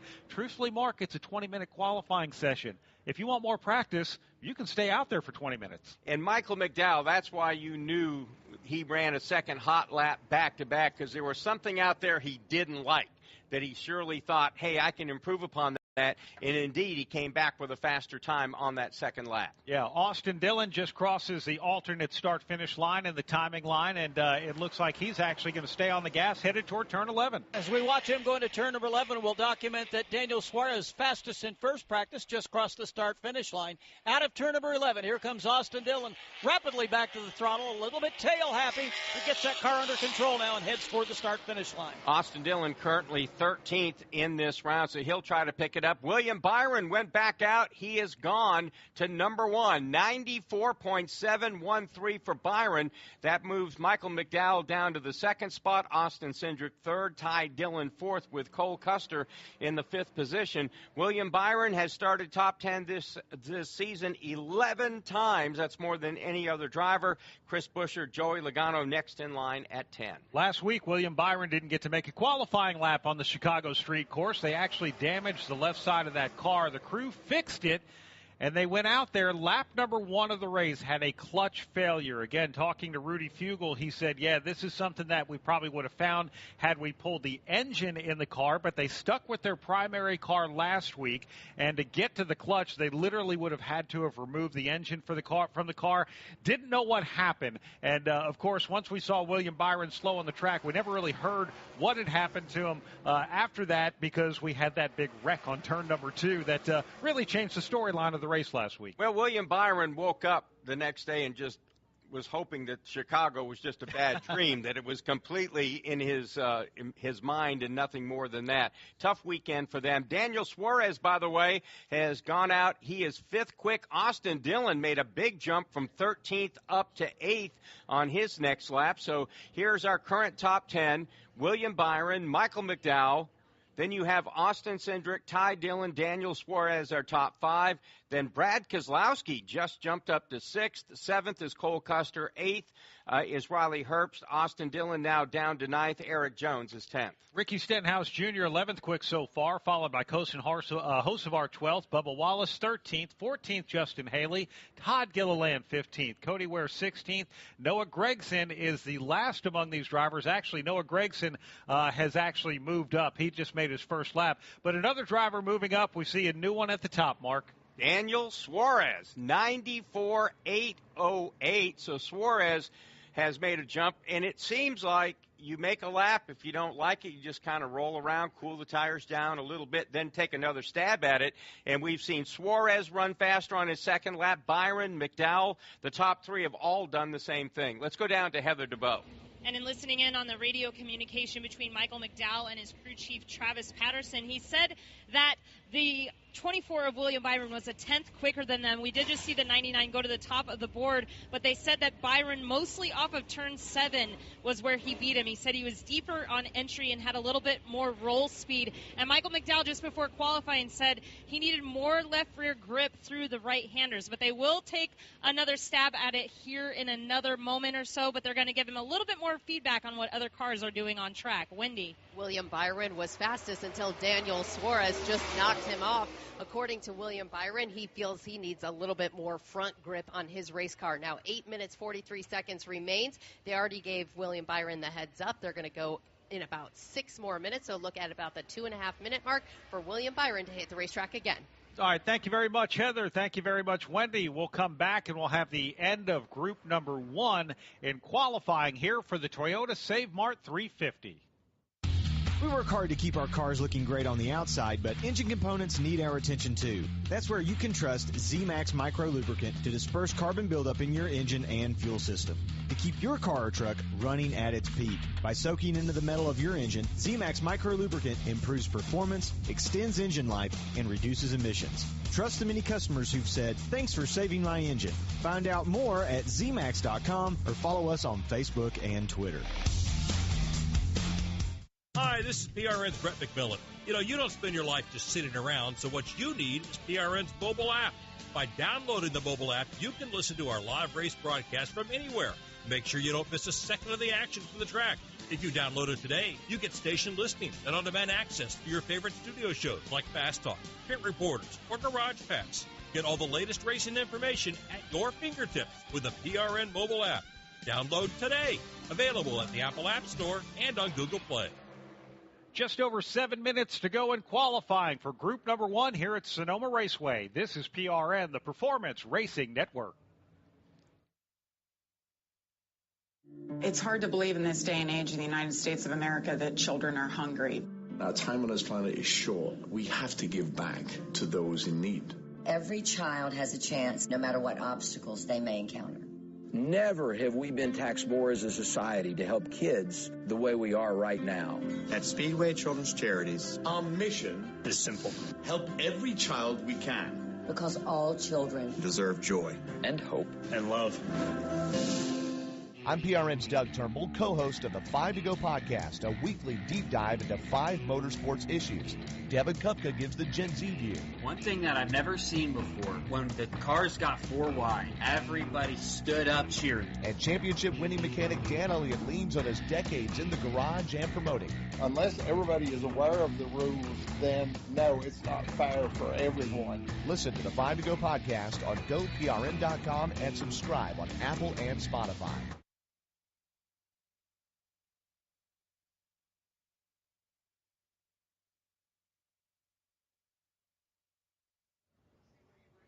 Welcome back to Sonoma Raceway, qualifying for the Toyota Save Mart 350, group number 1, 5 minutes and 50 seconds to go. We see a couple of cars on track right now, whether it's Todd Gilliland or Justin Haley, Josh Berry trying to improve their time. Right now, we're going to pause 10 seconds for station identification. This is PRN, the Performance Racing Network. Hey, Joey Logano here. My pit stop's outside of the track.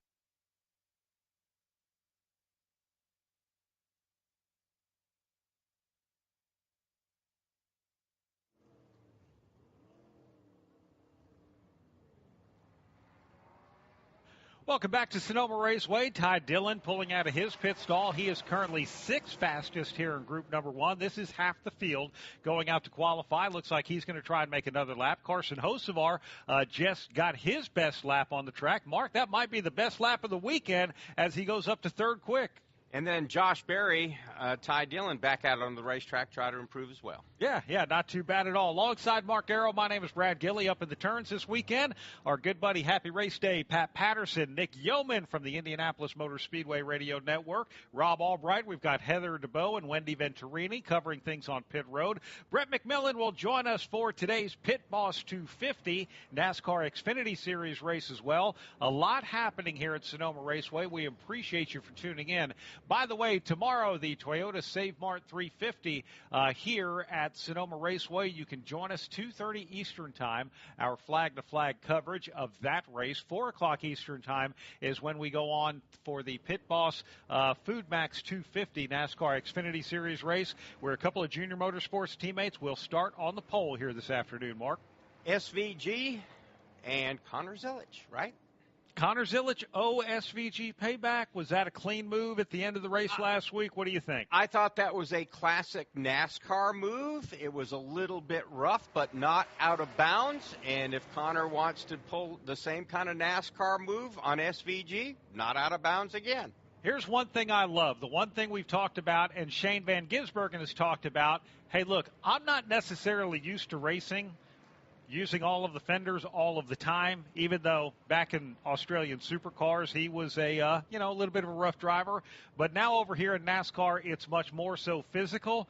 He's been running Legends cars in the Tuesday night shootout at Charlotte Motor Speedway. If there is any series where people are racing, where you can learn to use bumpers and fenders and all of that, it is the Tuesday night shootout.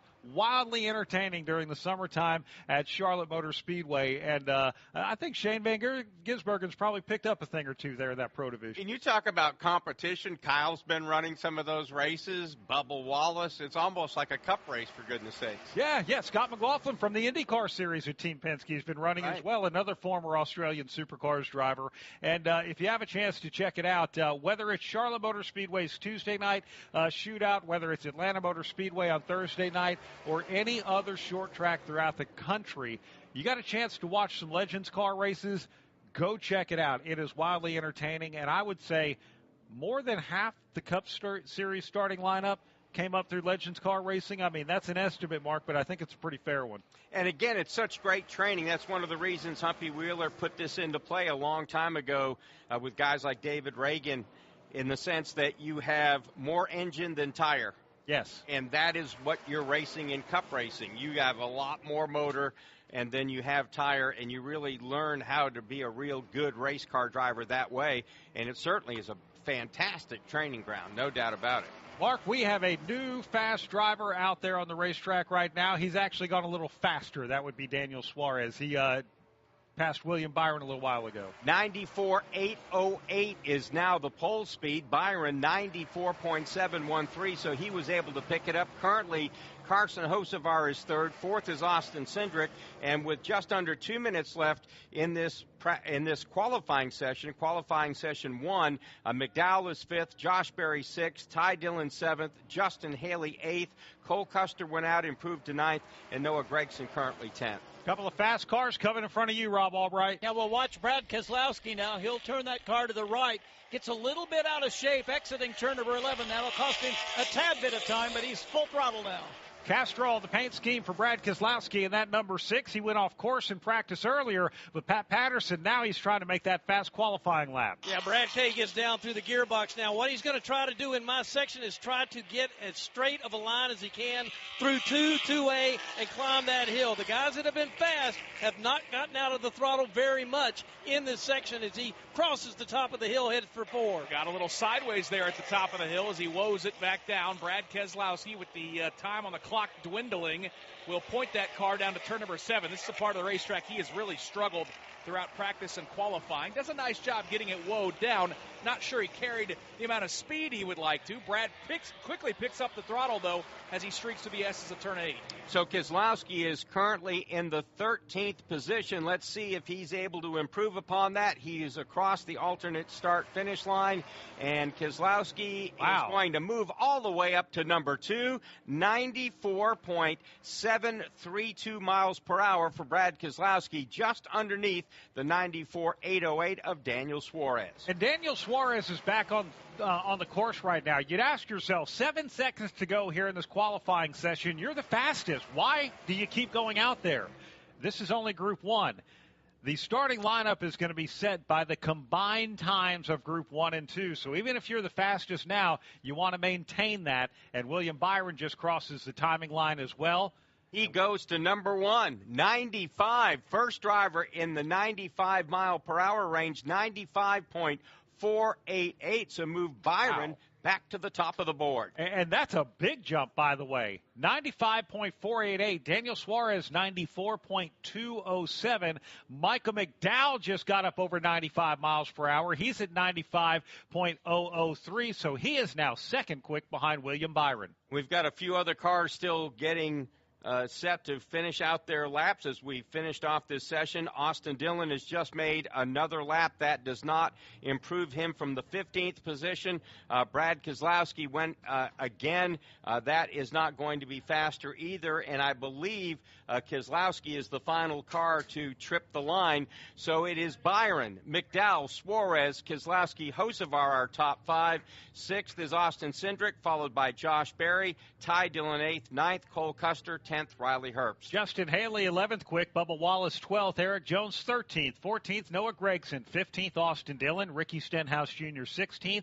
Todd Gilliland, 17th. 18th, Cody Ware. Catherine Legg is in the show, but she does not qualify today. Had brake issues on that number 78. And remember, the next half of the field, group number 2, they're about to go out. Drivers like Chase Elliott, Kyle Larson, Alex Bowman, Shane Van Gisbergen, and Ross Chastain, they will be intermixed with these drivers from group number 1, and we'll see what the final starting lineup is going to be 5 minutes away from that next group going out to qualify. William Byron has to be ecstatic that he was able to sneak that lap in at the very end, even though that was his 4th lap on his tires, 95.488. A pretty quick lap, and again, last year we qualified at over 97.7 miles per hour. The track has slowed down a bit, but we are much quicker in qualifying than these guys practiced. A couple of things I think we just learned, Mark. Now, William Byron came on to pit road. They got adjustments, and he cooled off his tires. Okay, so all of those things happen. But can you cool off your tires, whether we have a caution or something like that, and still come back and find new grip on the racetrack? That was a big jump for William Byron from where he went to where he made that final lap at 95.5 miles per hour. What's interesting to me, Byron did that on his 4th lap. McDowell did it on his 5th. Suarez made only 2 laps.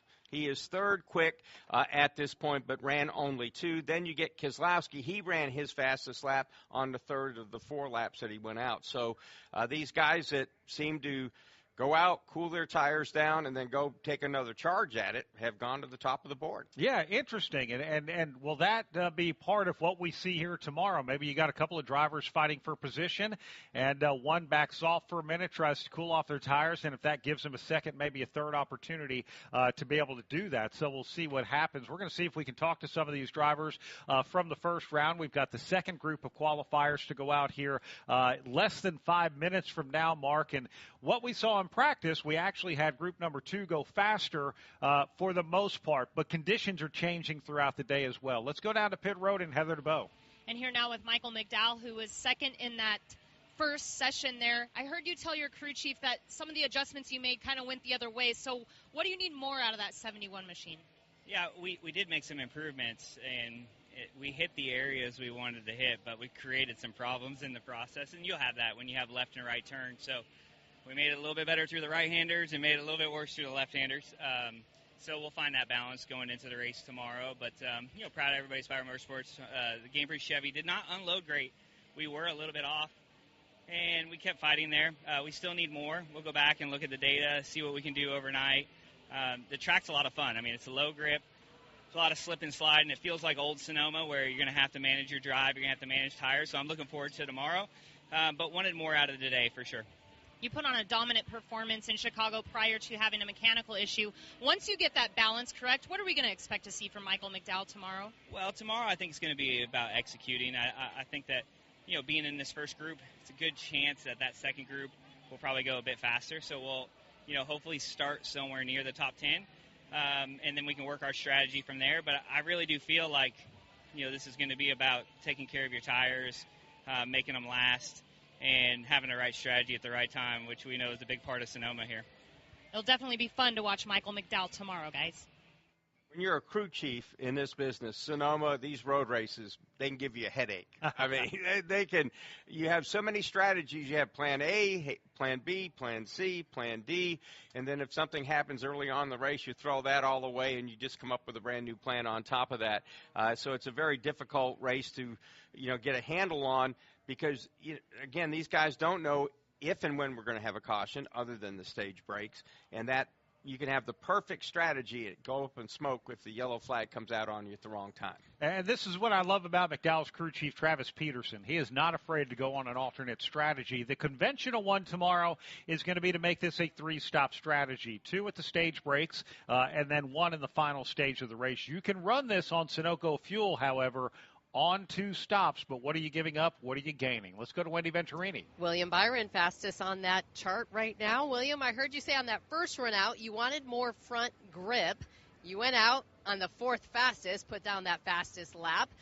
What more did you want out of your race car after that, and how much has that track changed in qualifying? Yeah, honestly, I think our car right there was really good. I could push it really hard. I felt right on the edge, but I felt like I had grip, and just happy with the lap. Obviously, Group 2 is going to be fast. SVG and Allmendinger and a lot of those guys are really strong. So just hoping we can be in the mix. I just feel like we did our jobs today. I feel like we did everything we could do, given the circumstances, and just got to see how it plays out. Compared to last year, how much has this track changed? I heard you guys say it was really slick today. It was slick. Felt like the tire didn't really adhere to the surface too well. So this felt like sliding, and just didn't have a lot of grip, honestly. But in qualifying, it started to pick up some grip, and I think it felt better. So just throwing us all for a curveball. All right, that's William Byron, fastest in this Group 1 qualifying. We'll see how it holds up. He is one of 4 drivers with multiple poles this season. Certainly a better start to the weekend for William Byron than last week at Chicago, and cars are going out onto the racetrack now. You had a trio of Joe Gibbs Racing Toyotas, and then right behind them, A.J. Allmendinger, the fastest man in practice. We're going to have to keep an eye on him. Christopher Bell will be the first car to hit the line, but A.J. Allmendinger, I think, is the guy in this group right now that could possibly threaten William Byron for the top spot. Nick Yeoman, let's pick up that bright green number 16.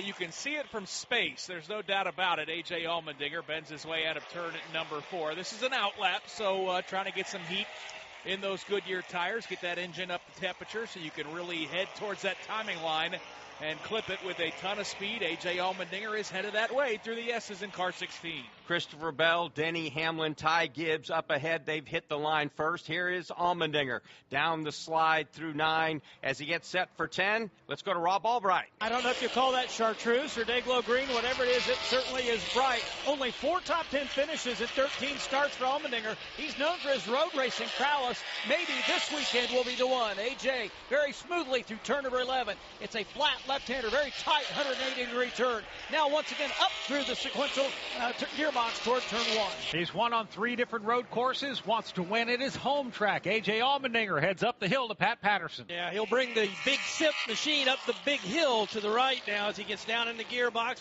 Gets back to the throttle hard, lets the car veer out wide to driver's left. Now back over to driver's right.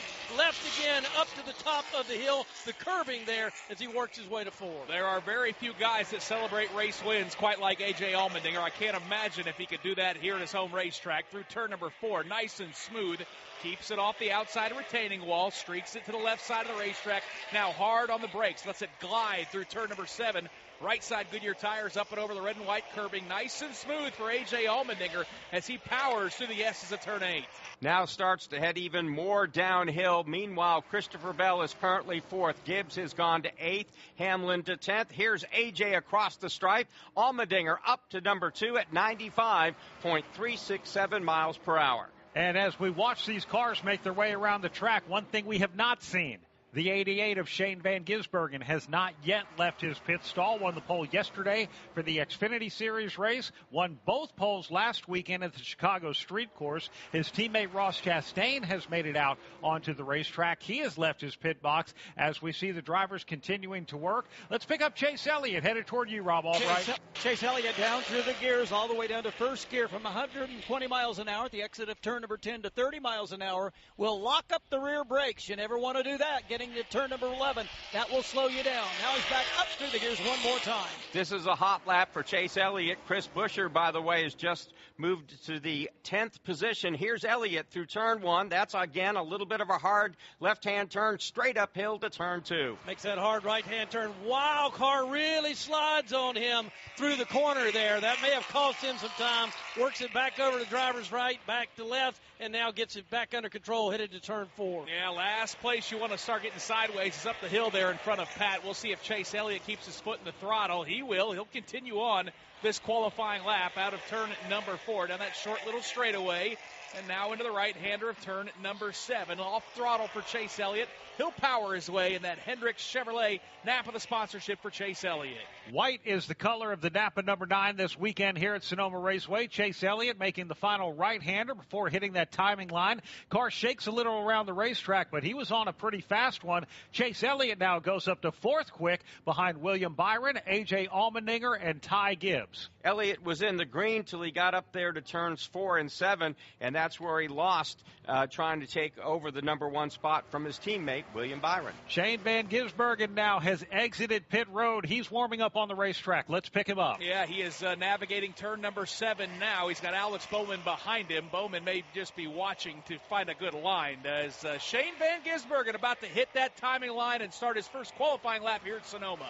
So here's Van Gisbergen down the hill. He'll hit the line. As they mentioned, Bowman is about 5 car lengths back, so it looks like SVG is his rabbit here in this qualifying lap. Well, the rabbit is SVG's teammate as Ross Chastain has gone to the top of the sheet. He's now fastest of all. Here comes Van Gisbergen. Doesn't look particularly fast entering turn number 11. In fact, Alex Bowman definitely closed ranks on him. So I think SVG is just taking a very easy lap this time.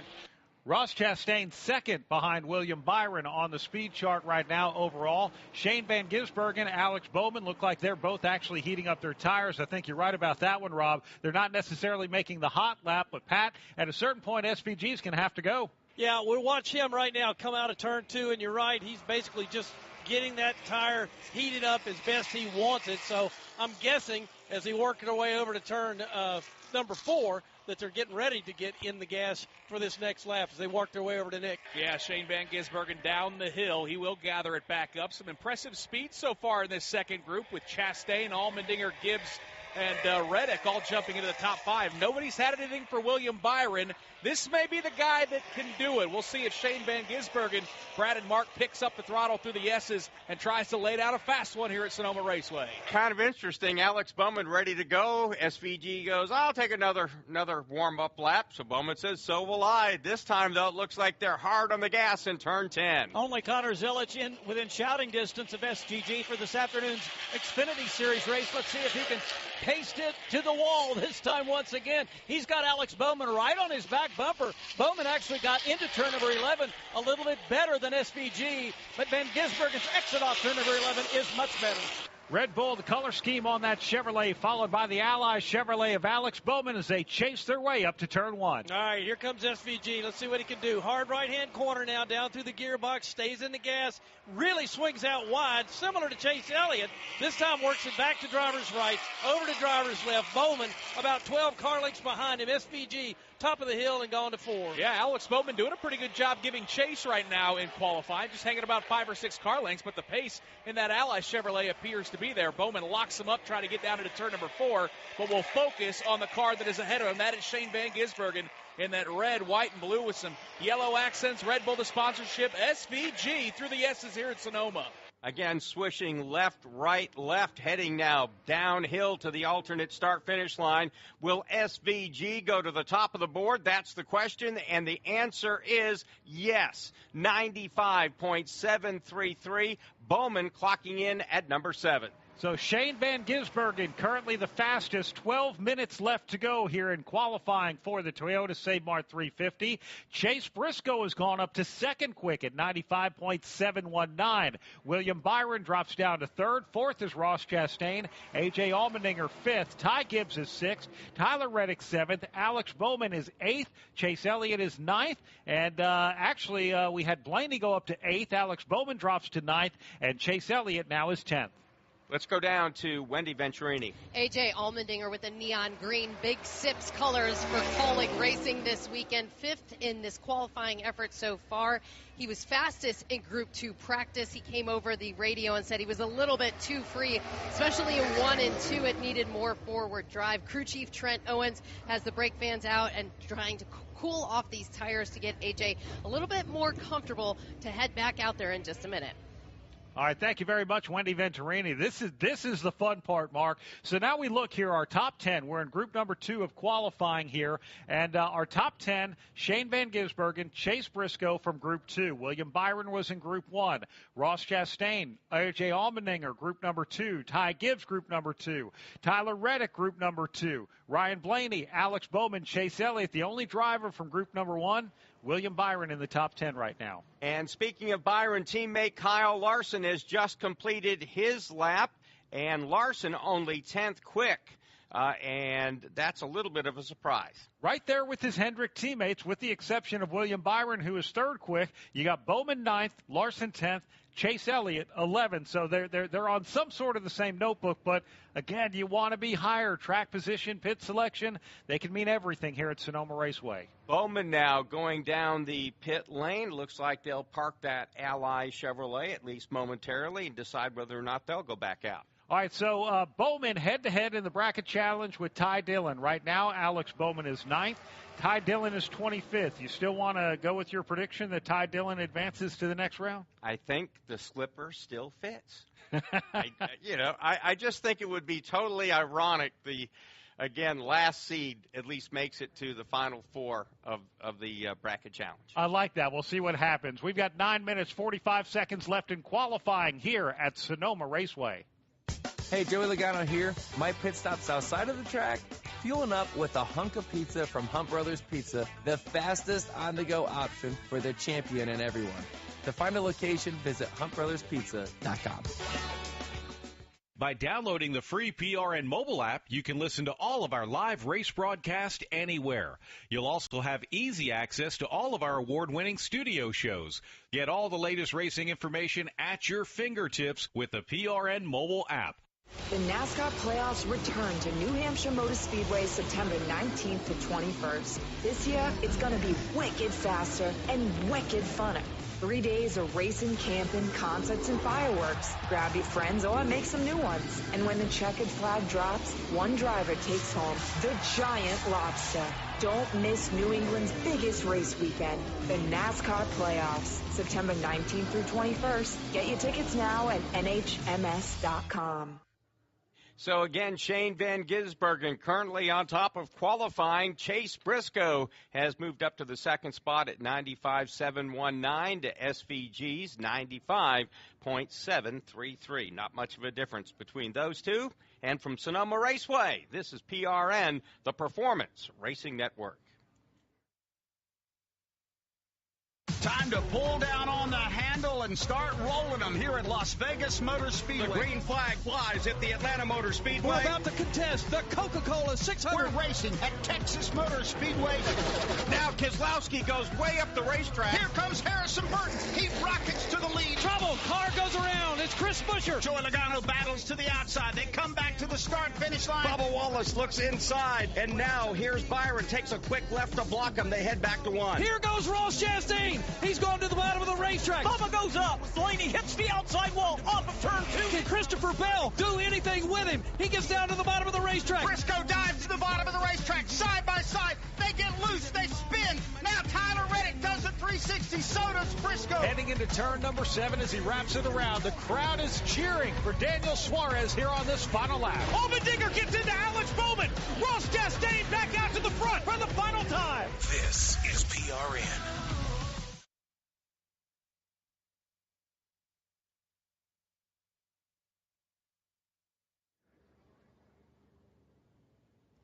Welcome back to Sonoma Raceway. 7 minutes left in qualifying for the Toyota Save Mart 350 NASCAR Cup Series race. We are going to rejoin back on the air in 35 minutes at the top of the hour, 4 o'clock Eastern time for today's Xfinity Series race after our qualifying broadcast. Ryan Preece out on the track for a hot lap.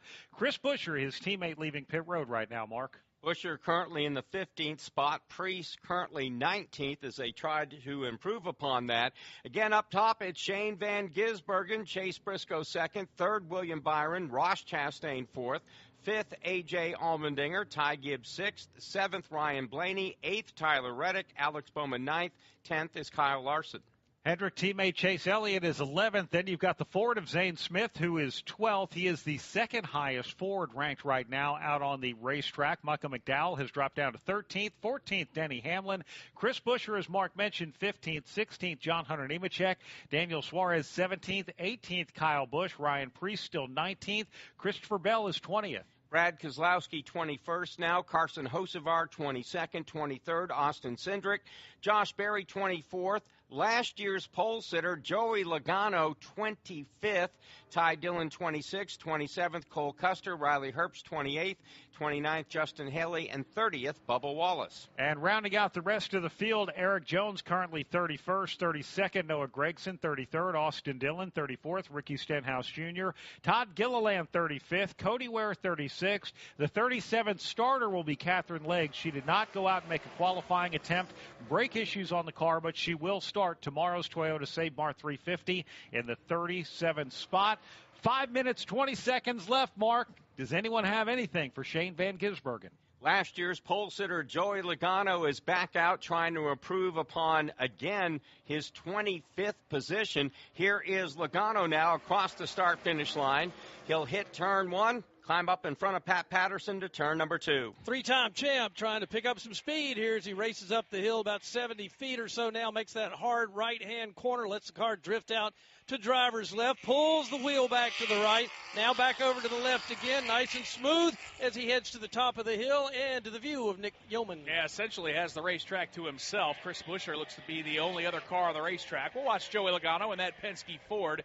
Takes kind of an awkward line into turn number 4. Did carry quite a bit of speed, though, down into turn number 7. Now Logano gets on the brakes, gingerly bends that car to the right.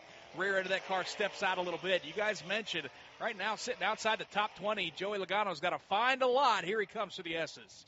Joey Logano now making his way back to the timing line, and we'll see what he does as he drops down the hill right now with that number 22. And for Joey Logano, he is going to stay 22nd quick out there on the speed chart. Rob, he's still in the gas. Yeah, he certainly is. He's going to try one more time. I think it may be an exercise in futility. Nonetheless, he's going to make his way through turn number 11 on the rumble strips, as close as he can get to that Jersey barrier, the concrete that separates the racetrack from the infield. Now he'll accelerate off turn 12. So going back out onto the racetrack, Ty Gibbs now, Kyle Larson, Denny Hamlin, Ryan Blaney, and A.J. Allmendinger, who's currently listed 5th. They're starting, again, their warm-up lap to try to make their second and final hot lap. Yeah, they climb the hill. They take that right-hander in front of Pat Patterson. They sort of go through that little saddle section, 3 and 3A. They cross over turn 4. Turn 4 is actually the turn that would normally go into the chute here at Sonoma Raceway, into the carousel, but they bypass that. They go down to 4A, which is the right-hander.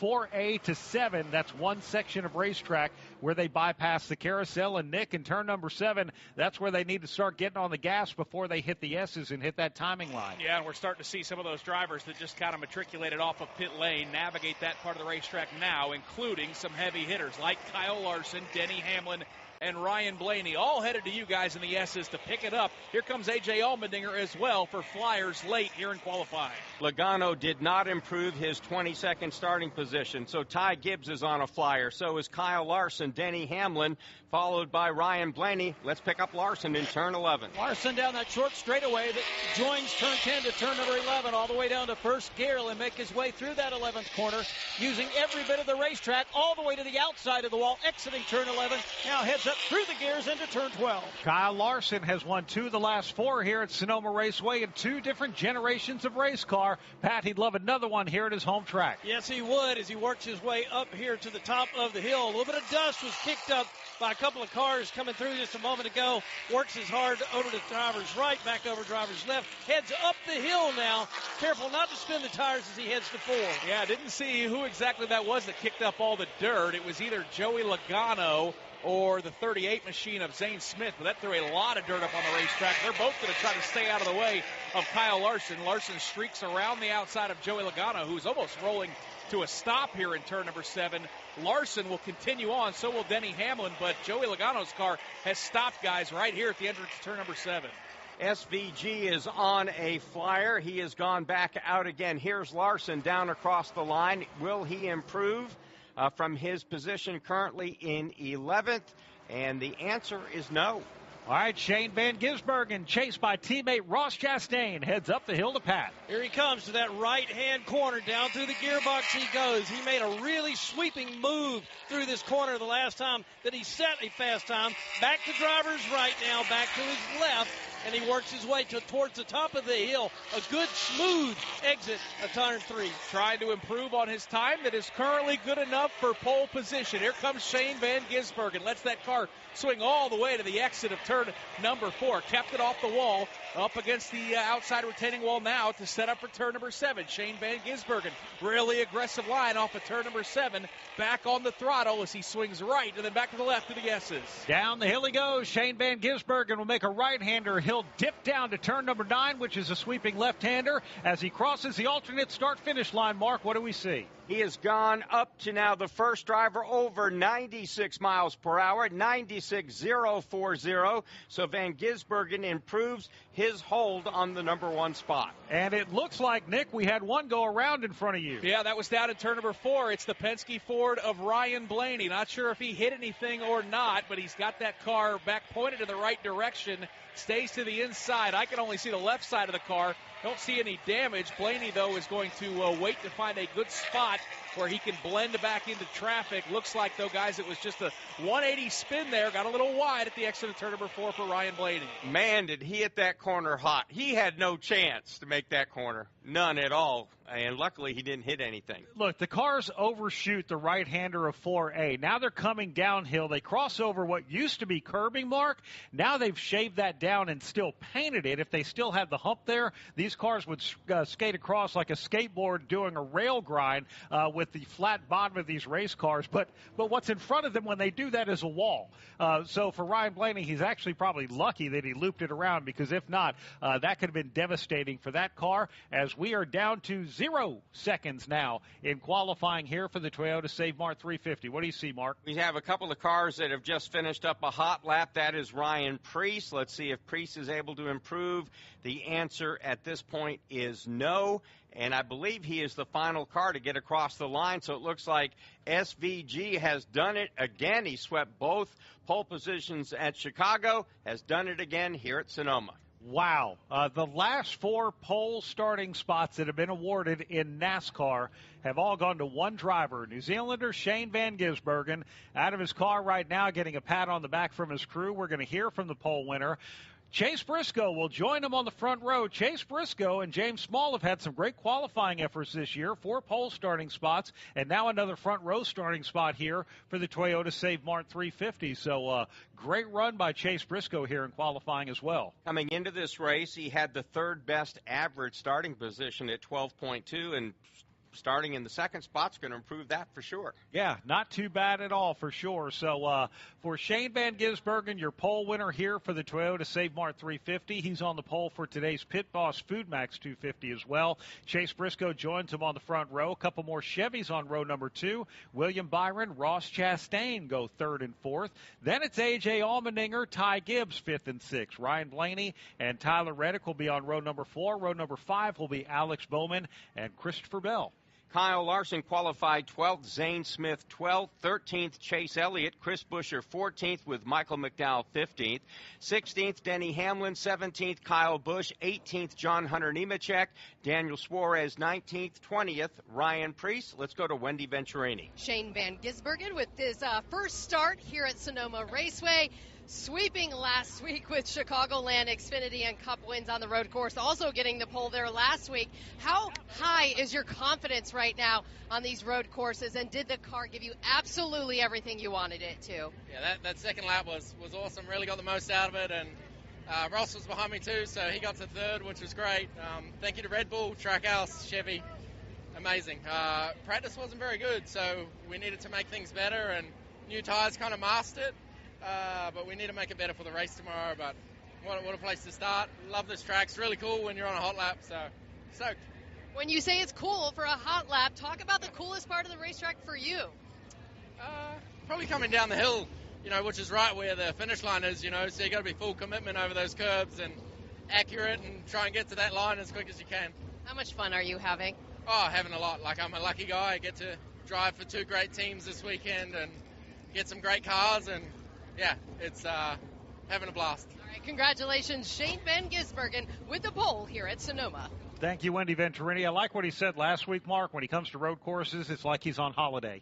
Yeah, that's the scary part. When he is relaxed and just letting it fly, he's pretty tough. Yeah, let's give you the rest of the starting lineup. We stopped after 20th. Starting 21st tomorrow will be Brad Keselowski. Joey Logano rolls off 22nd. 23rd will be Carson Hocevar. Austin Cindric, 24th. 25th, Josh Berry. 26th, Ty Dillon. Cole Custer, 27th.